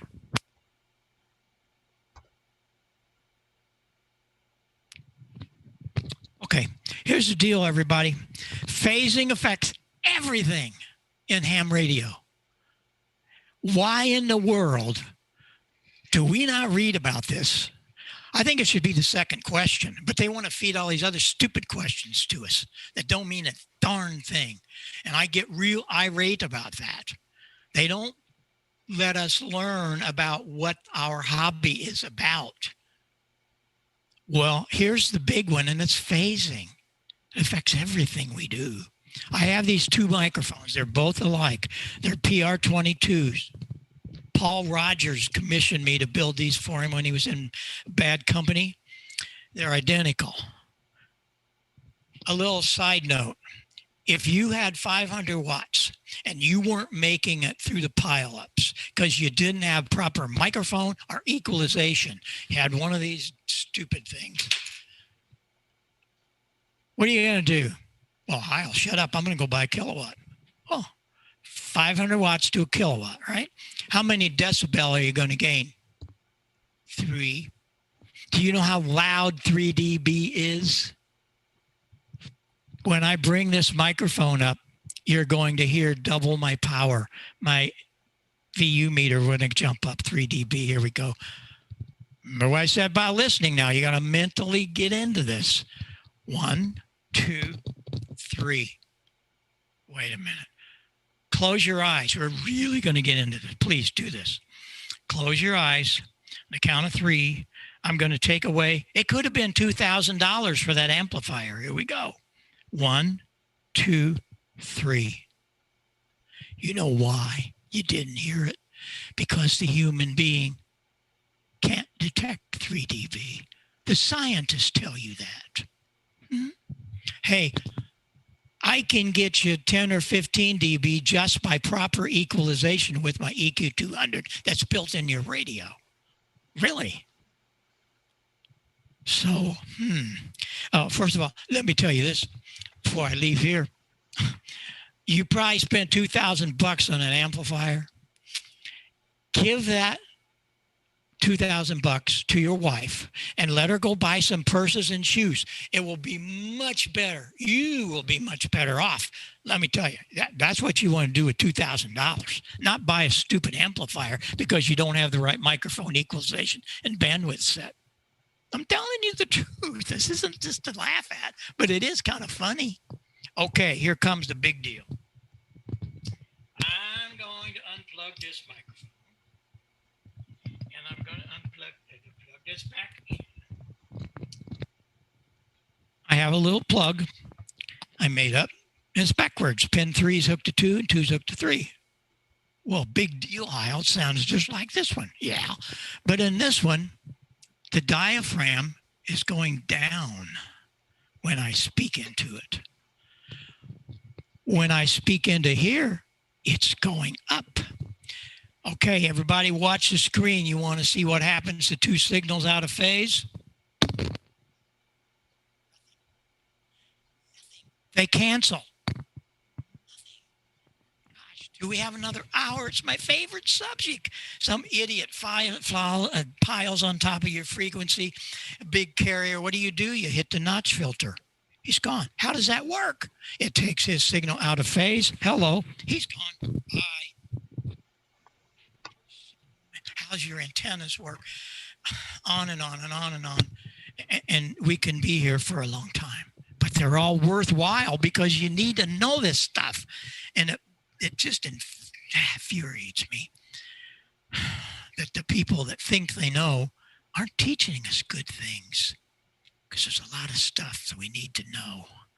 I was very blessed that I learned it from people like Larry Burrows at KMOX, took this little kid under his wing. Paul Klipsch, wow, I can't tell you how much he taught me. And then all of the scientists and the papers that you can do the same. And when you do it, you're going to be a lot better off for it. So I hope that kind of gives you a little prerequisite of what can be done with phasing. Wow. Yeah, that's a pretty impressive change just from having it out of phase. We all definitely need that lesson. All right. Well, you're getting ready for the next one. Mike Edwards, KD9JUU, asks, well, and Marissa, did you ever blow out any windows? And he has a shout out from KB0FX. No, I never did that. Why would I do that? You know, audio wasn't that loud. It was loud, let me tell you, especially we had a rehearsal hall there, and a lot of the tours, the guys would come. That was always kind of fun. We'd have all these limousines and buses come into Marissa. People didn't know what in the world I was doing. Well, we were building tours for rock and roll bands, and they really behaved themselves. My father had some rental homes, and several of the people actually lived in Marissa for a number of years. Humble Pie, almost all their roadies lived there, and it was a very exciting time in Marissa for the music business, and truly was the rock and roll capital. People came from all over to buy things from me because I treated them right. I didn't disrespect them. So they had long hair, so what? They needed help, and I thought I had the knowledge to help, and we did. We had 35 people working in that plant. We could build all kinds of stuff for them. We were very blessed. Yeah, that's some good inspiration right there. Treat people right, and it works out really well. Tom Doherty says he has one of the Parametric with the 25-watt amp, and it works great. Thank you. It's what I say it is. It's an amazing product. And Harley Twin Cam, I didn't catch his real name. What an industry life you've led. You really should write an autobiography, and thank you for all of your contributions to rock music and ham radio. Thank you. Almost every day, somebody comes along and says that to me, and I would love to do that, but if you'd like to take the project on, okay, I guess I'll just sit down. By the way, you go to my website, heilsound.com, and you look up podcasts. We did a number. I sat down for, golly, I don't know how many of them. One of them was about how I came up with the talk box. Another one was like, what's it like to be with the Who, and you know that. It's really quite something. But I don't know if anybody wants to come forward. I'm here. Yeah, it really should, not because it's just me, but this is history, and it really should be spelled out there for people later on, because it never will happen again. Yeah, you've done so much for live music, and I mentioned to one of my coworkers that I was going to have get to talk to you tonight, and he pointed out, like, you're the guy that invented the Monitor Wedge. That is such a huge thing in live music. That's right. I am. How come I did that? How come I was able to do that? I'm gonna guess ham radio, right? Kind of. Phasing. Mm-hmm. Did it with the Grateful Dead. We started out with 2 microphones. You ever see early pictures of the Grateful Dead? You'll see where we had 2 microphones taped. One of them fed the outside PA. The other one fed the monitors out of phase. It didn't feed back. But then we had to go a lot further because the groups, the Grateful Dead were groups that always had microphones on stands. So I had to come up with another way to do that, and I did. And that's why in the Rock and Roll Hall of Fame, there's a couple of my monitors there, because it really did do some wonderful things for us. All right, I'll give the people a couple more minutes or a couple more moments to ask any more questions. But I just want to say thank you. I know that was awesome. That was really awesome. I'm a huge fan. Thank you. So I know we have a lot of people here that respect your work, and are all amazed. I'm always afraid that these things go so long, but once you get into it, nobody's ever beat me up for it, and they always want more, which I'm happy for because the stories are, and they're not just my stories. They involve a lot of people, and really, in the basis of all of them is ham radio. I don't know where I'd be without ham radio. I really mean that. So I'm really blessed that I can make this happen. And if COVID did anything good, was to bring Zoom around so we could do these kind of things, because I think it's going to change club meetings forever. I really do. And it's a good thing. And I'm going to be right there trying to make it worthy to spend an hour or 2 or 3. I appreciate you having me.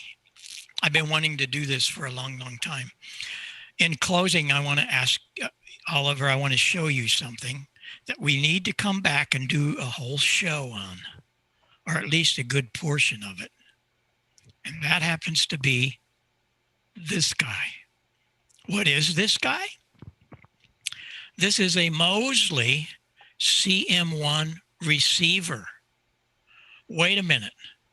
You probably only know Mosley for antennas. Yeah, that's true. Well, during about, would have been 1962,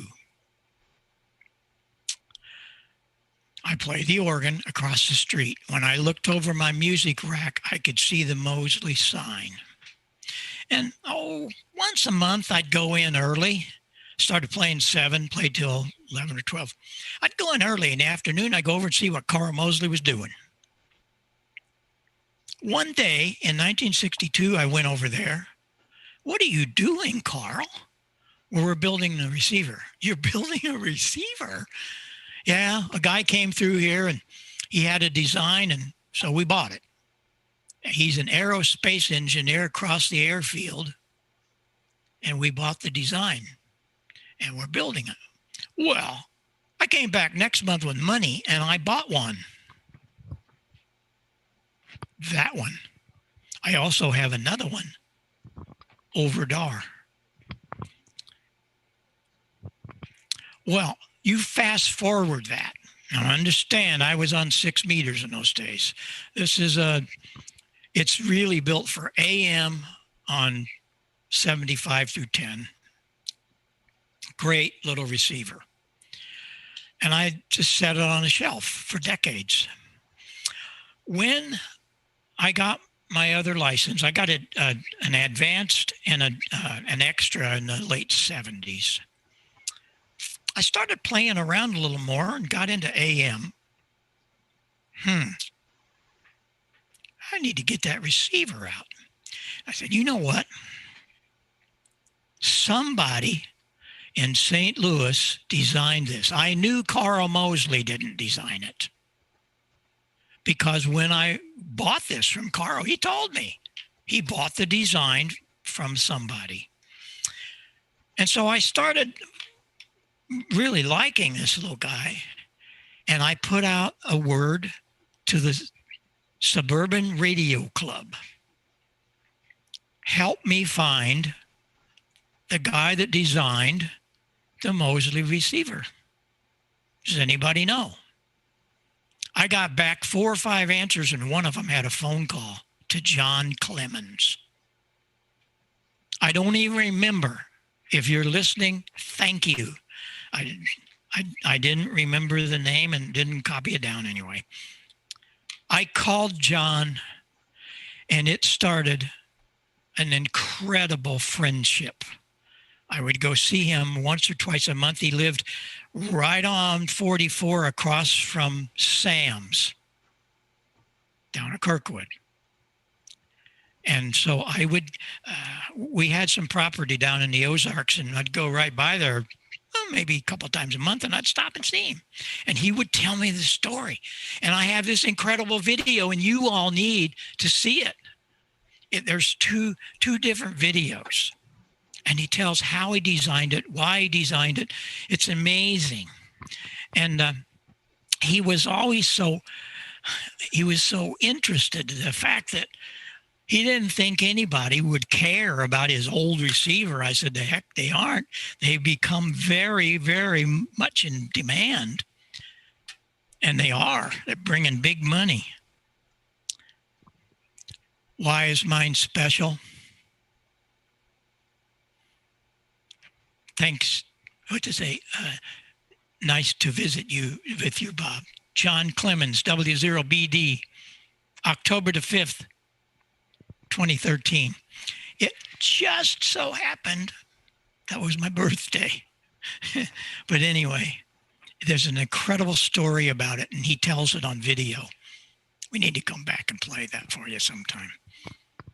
And then I found out in all my visits that he didn't keep one. He got 3 of them, but he said, oh, during my life, I let them go. So W0HRO and we found old Matt.